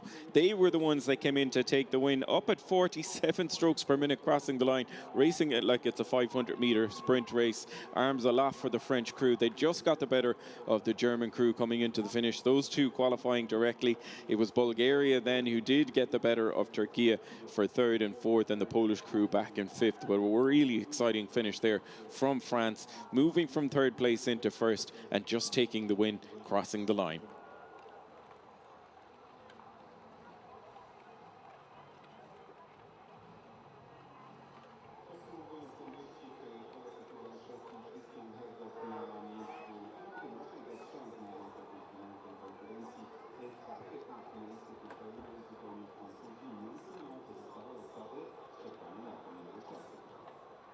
So up on screen we have the qualifiers into the semi-final, those that have qualified directly and through the heats as well. So we can see Greece, France, Portugal, Italy, Czechia, Germany, Switzerland, Lithuania, Ireland and Estonia, along with Spain and Sweden, all advancing onto the semi-finals. So we can see the direct qualification and the fastest times all available now for the men's double sculls semi-finals.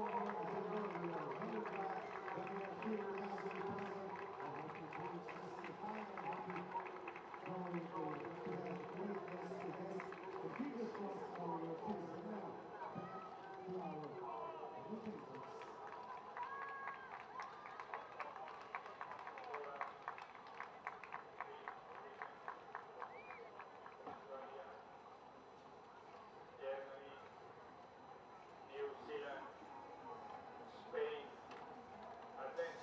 So just 6 races left. Can you believe it? In day 1 of racing here at the Under-23 World Championships, down to the last 6 races to close out the day. The first series of races are going to be in the women's 4s, followed by the men's 4s. 3 heats in each of those categories, with 2 crew qualifying directly into the semi-finals. So all to play for. In the first heat, up on the stake boats already, and on the way down, it is the crews from Poland, Great Britain, Australia, Germany, New Zealand and Spain.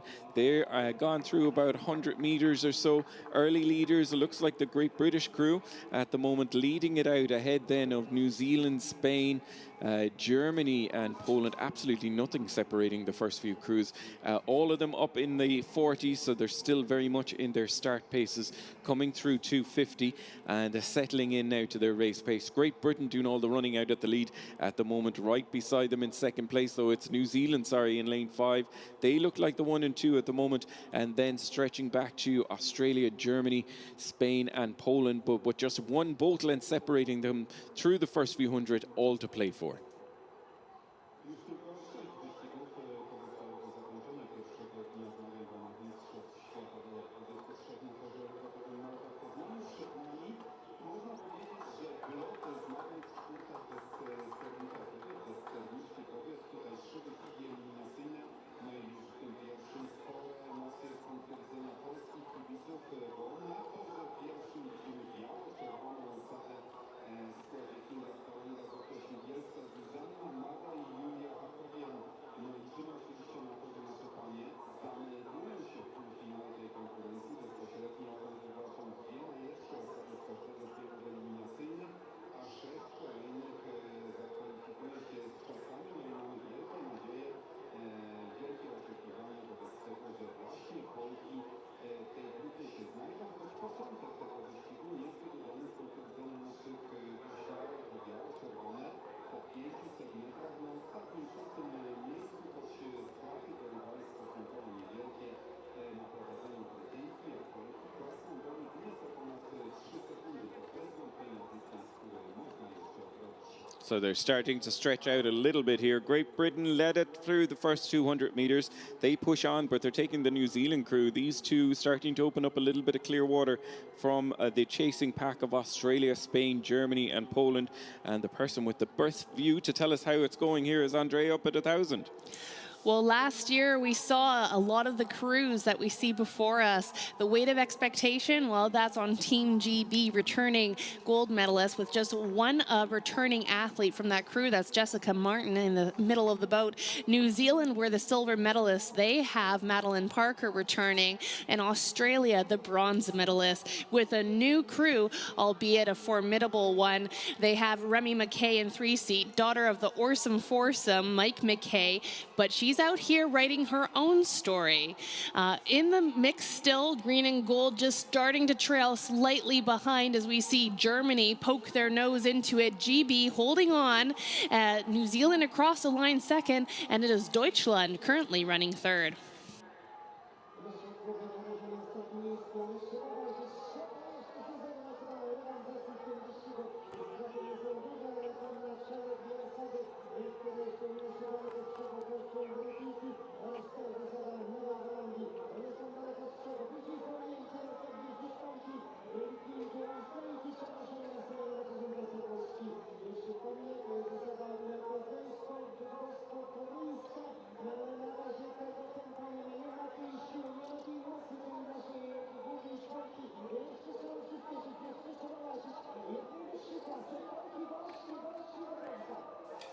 Continues to be GB leading here, and this women's four is absolute maximal strength while in perfect synchronicity with your teammates. Everyone has a role to play.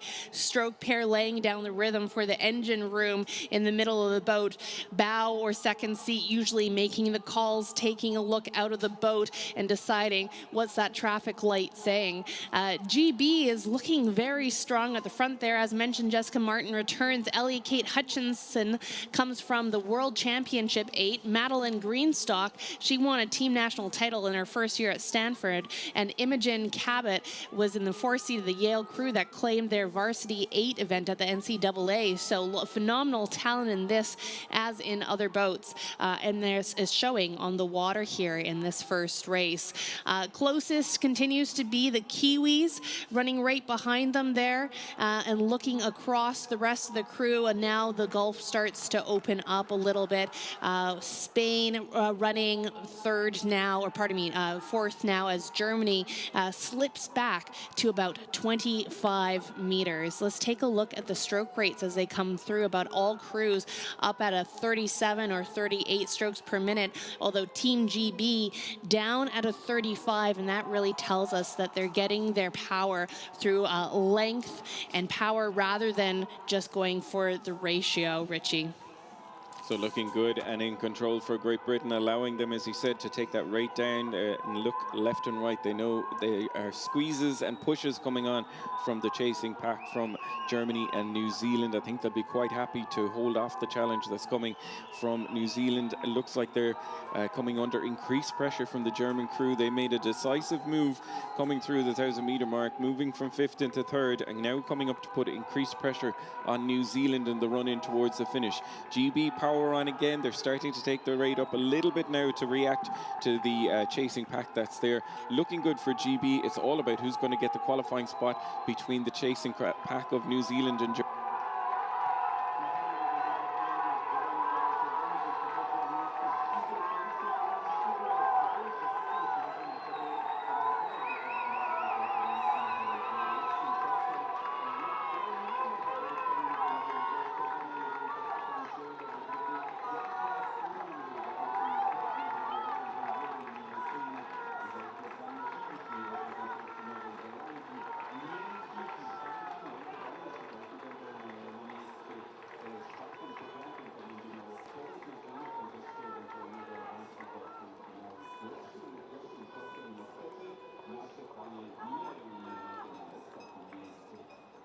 So solid and so smooth. The Great British crew take the win there. Greenstock, Cabo, Hutchinson and Martin taking the win there and the qualifying spot. It was New Zealand who held off Germany to get the second qualifying spot. Germany taking 3rd, ahead then of Spain, Australia and Poland, closing out the first heat of the women's fours.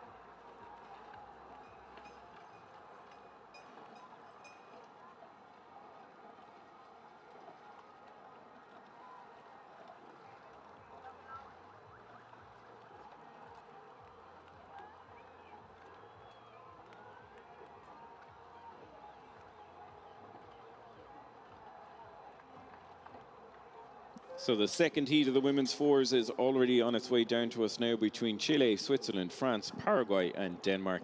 And we're going to head straight up to Andrea to find out, are the cowbells sounding loud up there?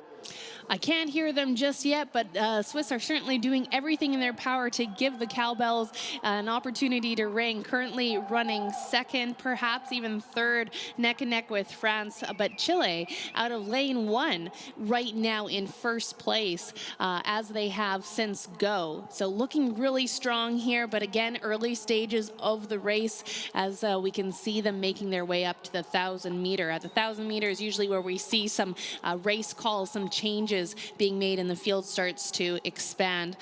Rowing is really a game of drag, and it's all about how well you can keep that boat riding high out of the water. And the way you do that is the point of contacts. That's where all of your power comes from, are the only points where you're connected to the boat. So in rowing, that's just where your feet are. The seat moves, the oars move, but the rigger and the foot plate don't. So it's all about putting that blade in as far forward as you can and then pushing off that foot plate. And that's exactly what the teams are doing. We now have France pushing up right neck and neck with Chile. Switzerland just are maybe 2 seats down as those 3 are first through.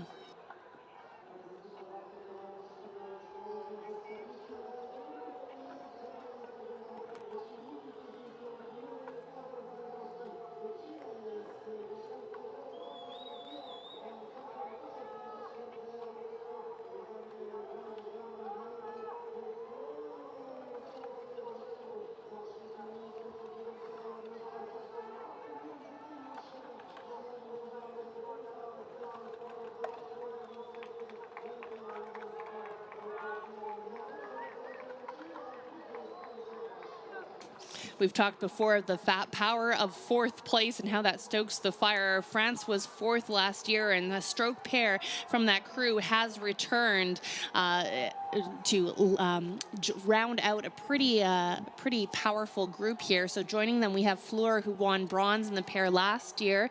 In addition to World Junior Championship, we also have Maya, who made her first senior national team this year at the European Rowing Championship. So very recent race experience, a really powerful lineup, and an investment in the young core of the squad by the French Federation. They've timed this really impeccably now, continuing to hold that lead, which tells me that their move from the first 500 to the 1,000, vaulting them into first, was very deliberate, and that they're now within their own power, able to continue that. They're first across the line to the 1,500.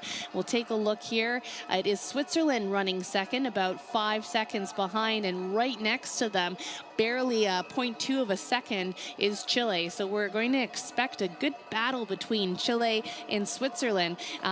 Equally difficult because each of the lanes are about 44 feet between each other. So if you go cast your gaze from lane 5 all the way to lane 1, Richie, really hard to tell what your competition is doing without taking a look out of the boat. Absolutely. We tell these rowers, put your head down and just row for the line, but also glance over if you can and see. So we're contradicting ourselves with the instructions we might give our crews. But the Chilean crew putting back on a squeeze here to see the early leaders. They're in third at the moment, and it looks like the Swiss crew might have the better of them for that second qualifying spot.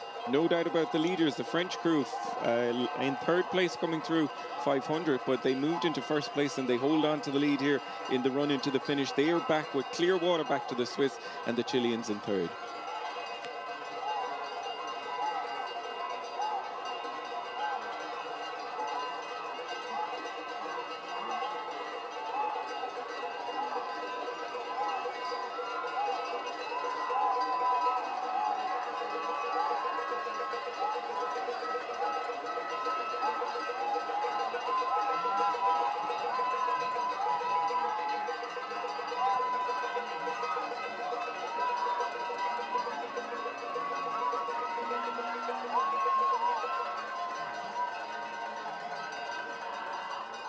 No doubt about the leaders there, and taking first place, the French crew, and those all-important cowbells cheered on the Swiss crew in second place. They get the better of Chile back in third, ahead then of the Danish crew coming in towards their last few strokes in fourth, ahead of Paraguay.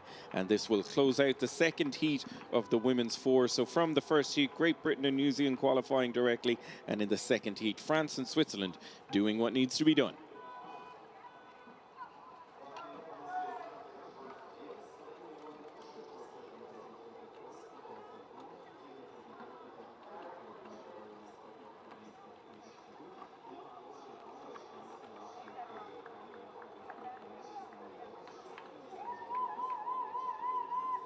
So we're going to head straight down to the crowd now, and I believe, Stefan, you've got some of the Australian supporters or rowers there.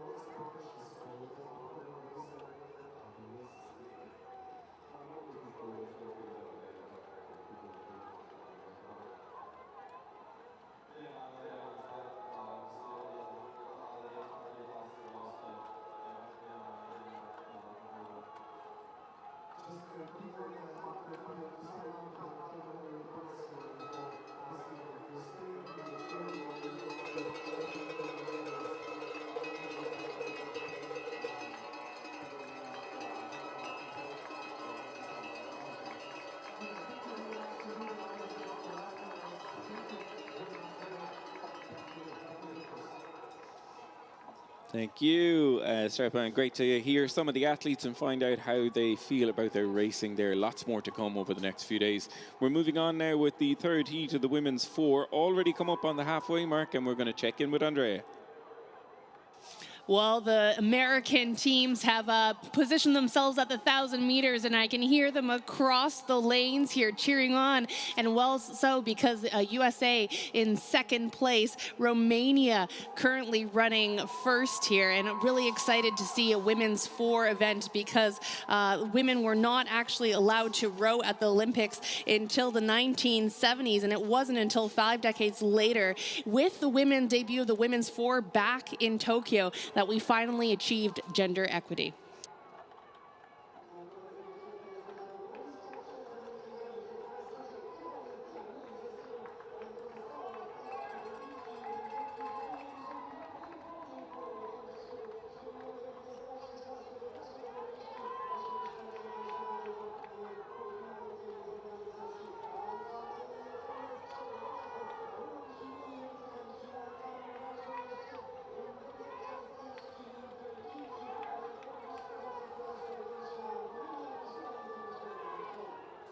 Romania just holding on to their lead. USA charging and almost catching here. That American combination is a combination from Texas, Stanford, Princeton. They include 2 former junior world championships. They transitioned to a camp model this year, and it seems to be working for them. They certainly made the right call around the 1,000-meter marks. Now edging ahead, bow ball out against Romania. Romania right there with them. It is very common to see really close margins in these larger boats here, but it is a very big gap back to the rest of the team. Austria and Belgium running third and fourth respectively, and less than a second between Romania and USA. USA was fourth, Richie, at the 500-meter mark, now a second ahead of Romania. A very decisive move here from USA. Stone, Alton, Smith and Wise in the USA boat. They've changed gear into the last 500 and now they've overtaken the Romanian crew. Not an easy thing to do at any level, especially here at the under-23s. The Romanians really experienced in this boating category as well. They're in second and the two crews well ahead of the pack that are chasing them down. Austria, Belgium and Hungary, but really impressive from the USA. Andrea said there's a huge crowd up at the 1,000 meters. Maybe that lifted the boat and gave them what they needed to do. They've now moved into the lead ahead of the Romanians by about 10 meters, but the Romanian crews, we know across every different boat category, always have an amazing sprint finish, and they've already taken the rate up to 40.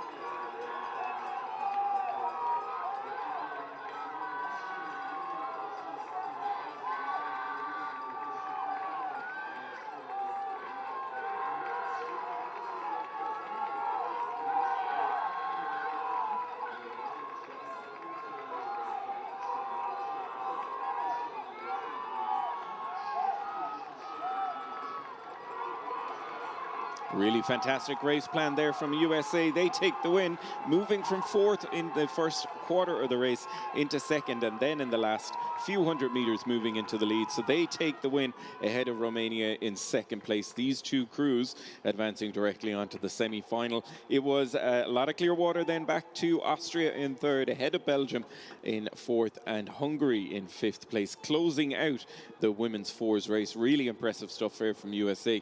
Roll on the semi-finals and we see how they fare against the other qualifiers: Great Britain, New Zealand, France and Switzerland as well. And the progression system just coming up now. We have all the times coming through, so the crews qualifying from the heats into the semi-final: Great Britain, France, USA, New Zealand, Switzerland and Romania. Directly, those crews coming directly in. So we'll shortly have the results of the timings coming in, giving us the rest of the qualifiers that are there. But these are the the 6 crews who won their heats and moved directly into the final. And now we see the rest of the crews. So Great Britain, France, USA, New Zealand, Switzerland and Romania were the crews qualifying directly. And then we have Germany, Chile, Austria and Spain are the other crews, along with Australia and Poland just getting in to make it into the semi-finals for the local crew as well. So fantastic there. That concludes the heats for the women's 4, and we now know who the semi-finalists are. Straight back to the action here, and we're moving into our last category of the day. It is the men's 4s race, already at 1,000 meters, and Andrea is going to give us the latest. It looks like GB leading it out. GB indeed, and gold defenders. I mean, they've dominated this race for the past 3 years, but always in boats filled with previous medal winners, and this year unveiled a very brand new crew of 4 debutantes. That being said, being led by Will Fletcher, who is an Olympian himself. He must have given them a couple of tips, because it seems to be working for them. Well out in first here and holding on to that. Under threat, though, from Australia.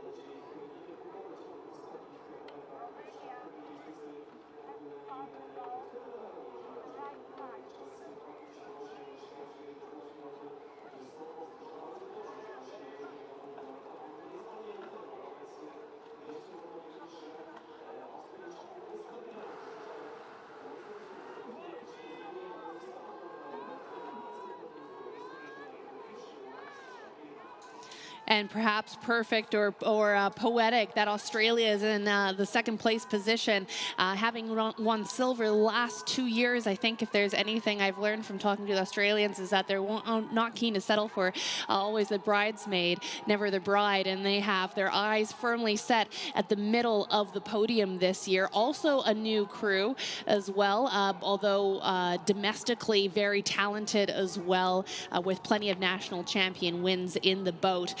Richie, over to you. Germany in third place, but barring a nautical disaster, I think that it is firmly GB in the lead.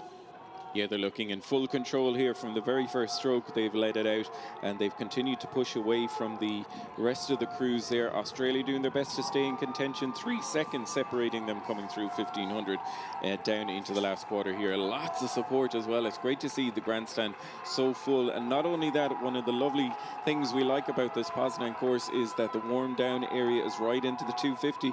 So the crews in the previous races cheering on the pack as they come in towards the finish here. Great Britain in full control, 37 strokes per minute, leading it out. The Australian crew powering on in second place again at 38. These in full control. The German crew and the crew from Chile really trying to wind up for the line, but it's GB and Australia qualifying, and then the German crew just by about a third of a length ahead of Chile in fourth, and the Italian crew coming not too far behind back in fifth. So all to play for when the times are combined, but the results in there. Great row from the crew from Great Britain. Morgan Jones in the bow seat, James in 2, Thurman in 3, and Lachlan in the stroke seat. Job done there. And also for the Australian crew of Foley, Hooper, Lynch and Wilson doing what needs to be done. These two crews securing their semi-final spots.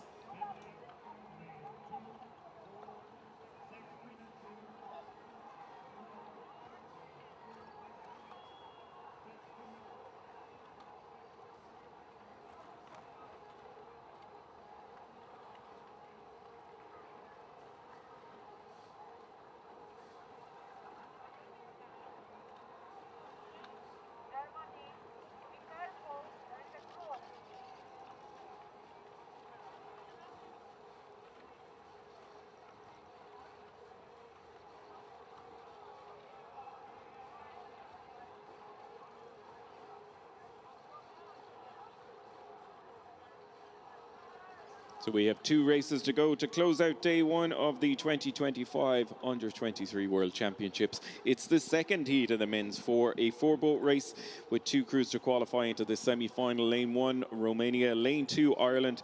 Lane 3, Spain. And Lane 4, Paraguay. They've just gone through the 500-meter mark, and it was the Spanish crew leading it out, barely ahead of the Romanians. There was just 0.1 of a second, so I'm sure on the surge it was the Spanish crew, but the Romanian crews matching them on both speed and on stroke rate as well. Both are 39 strokes per minute, both speed matching as well. So as they came through 500, it was the Spanish crew, the Romanians matching them as well and trying to keep into contention. A little bit further back then to third and fourth. The Irish crew in third at the moment, ahead of Paraguay as they come up on the 800-meter mark.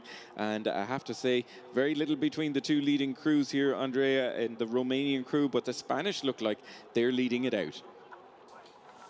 Absolutely. Spanish crew is currently in the lead. Romania just behind here.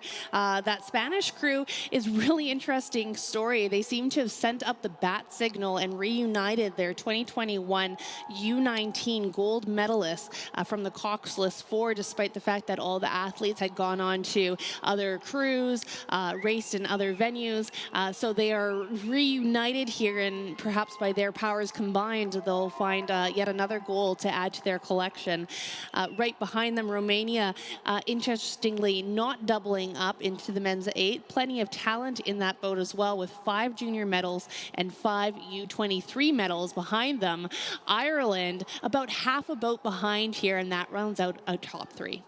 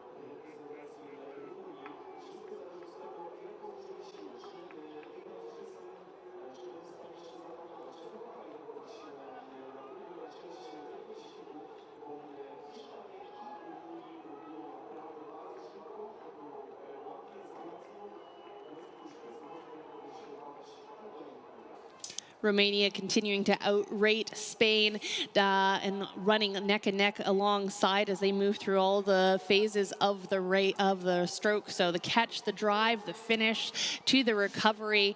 In Romania, when we talk about what fires you up, it's not just looking for a medal for yourself, but it's also about taking a larger lens and bringing back hardware for your country as well. It's a huge privilege for all these athletes to be representing their country on the world stage. Romania has not won a gold or a medal outside of the bronze in the pair since the pandemic, so they are certainly eager to bring some hardware back. And Romania at the moment running first here as Spain starts to slip back. They were in the first place up to the 1,000-meter, now back by just half a second. Ireland out of it, and Paraguay rounding us out towards the finishing stages of the race here as the teams look for those red buoys, wind up the rate, and I'm sure that Romania has one of their storied sprints in the bag for our grandstand, Richie. They've just timed this to absolute perfection, even though they fell back into second place just in the last quarter, moving back into the lead at 37 strokes per minute. They're managing to have the fastest boat out on the water, with the Irish crew up at 41, not able to match the boat speed though as they come in towards the finish. It's Romania getting the better of Spain at the moment. They're the 1 and 2, and I think the Irish crew will run out of water in the run into the finish here as we're down to just 100 meters to go. No doubt about the leaders though. Romania, really nice rowing from them. They're in full control here, really efficient rowing as we can see on screen as they come in and take their last few strokes. Clear water back to the Spanish crew, who had been leading at the first half of this race, now back in second place. The Irish crew continue to charge for the line here, and they've made it back into half a length, but they're going to run out of water because the Spanish crew just crossing the line half a length ahead of the Irish crew in third place, and the crew from Paraguay now coming in to take their last few strokes in the run into the finish. This will close out the second heat of the men's 4, so really dominant display there from Romania to take the win. Back to the Spanish crew in second, Ireland back in third just by half a length, and the Paraguay crew closing it out in fourth.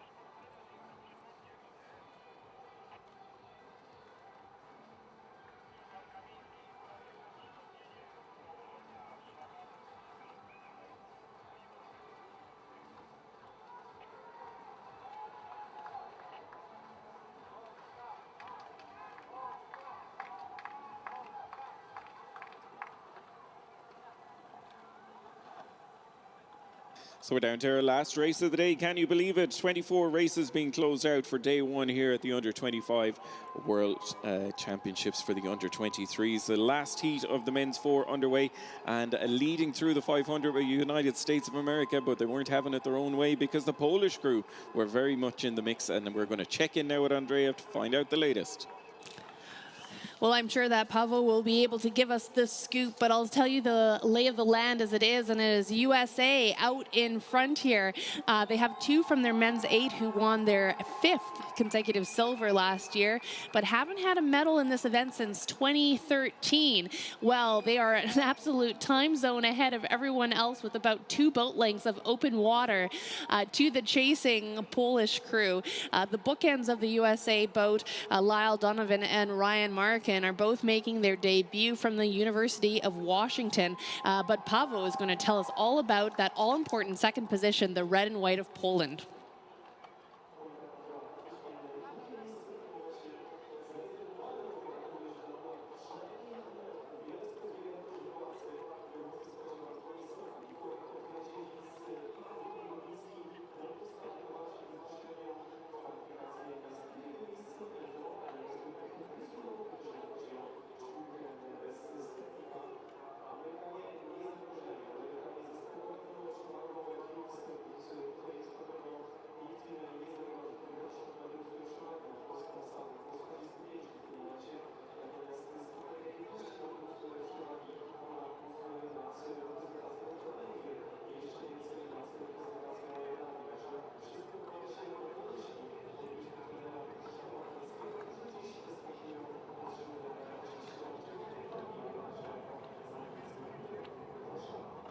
Yeah, there's definitely an interesting mix in the Polish combination of international. We have about 3 of them from U.S. Collegiate ranks. And then we also have in the stroke seat, Antonio Robinski represented West Australian Rowing Club. So plenty of international experience, but all united under the beautiful red and white. I'll kick it over to our finish tower with some of the best view in the house to tell us whether or not is still USA in the lead. Absolutely dominant display from USA. They have opened up more than a 10-second lead coming into the last quarter of the race here. They'll just about start to hear the huge encouragement from the packed grandstand here as well, which will bring them home, leading out the last final of the men's 4. In second place at the moment, it's the local crew of Poland, so they're again benefit from all the volunteers and supporters here cheering them on, looking to secure the second spot. Little bit of a push then from the crew from Denmark in third. Could see them come into the mix along with Poland. Hungary back in a 4th place at the moment, and very little again between Hungary and Denmark as they push on towards the finish here, trying to get in the mix for the second spot. No doubt about the leaders though. Lyle Donovan in the bow seat, Samuel Sullivan in 2, Wilson Morton in the 3 seat, and stroked by Ryan Martin. They power on towards the finish here, and again a lot of clear water back to the chasing pack, so they really are in full control of the race here in the last final of the men's 4. It is going to be USA ahead of the Polish crew. At the moment are holding off the challenge, but there's a charge on. The Hungarian crew now up at 43 strokes per minute. Denmark up at 40. They're going to run out of water because we're down to the last 100 meters as we watch the USA come in and take the win. Clear water, what a dominant display there from USA. In full control, they paddle on through the finish. And it's a sprint finish here between Hungary and Poland. Hungary are powering on again, 43 strokes per minute. It's going to be a photo finish, but I think the Polish crew might just have done enough to secure second spot ahead of the fast finishing Hungarian crew in third. The Danish crew pushed back into 4th place. So the results just coming in there was the United States of America. Dominant display, more than 11 seconds ahead of the second place Polish crew. They're the 1 and 2 advancing directly onto the semi-finals, and it'll be a waiting game then for the crews from Hungary and Denmark to see if their times will be good enough to get them into the mix.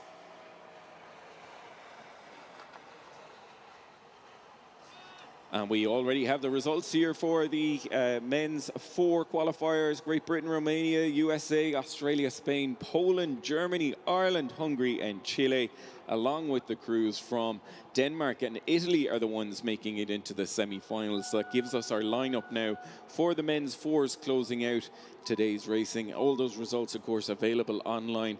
And in that most recent race, we saw what a dominant display there from USA, taking the win ahead of a popular second place for Poland, qualifying into the semi-finals.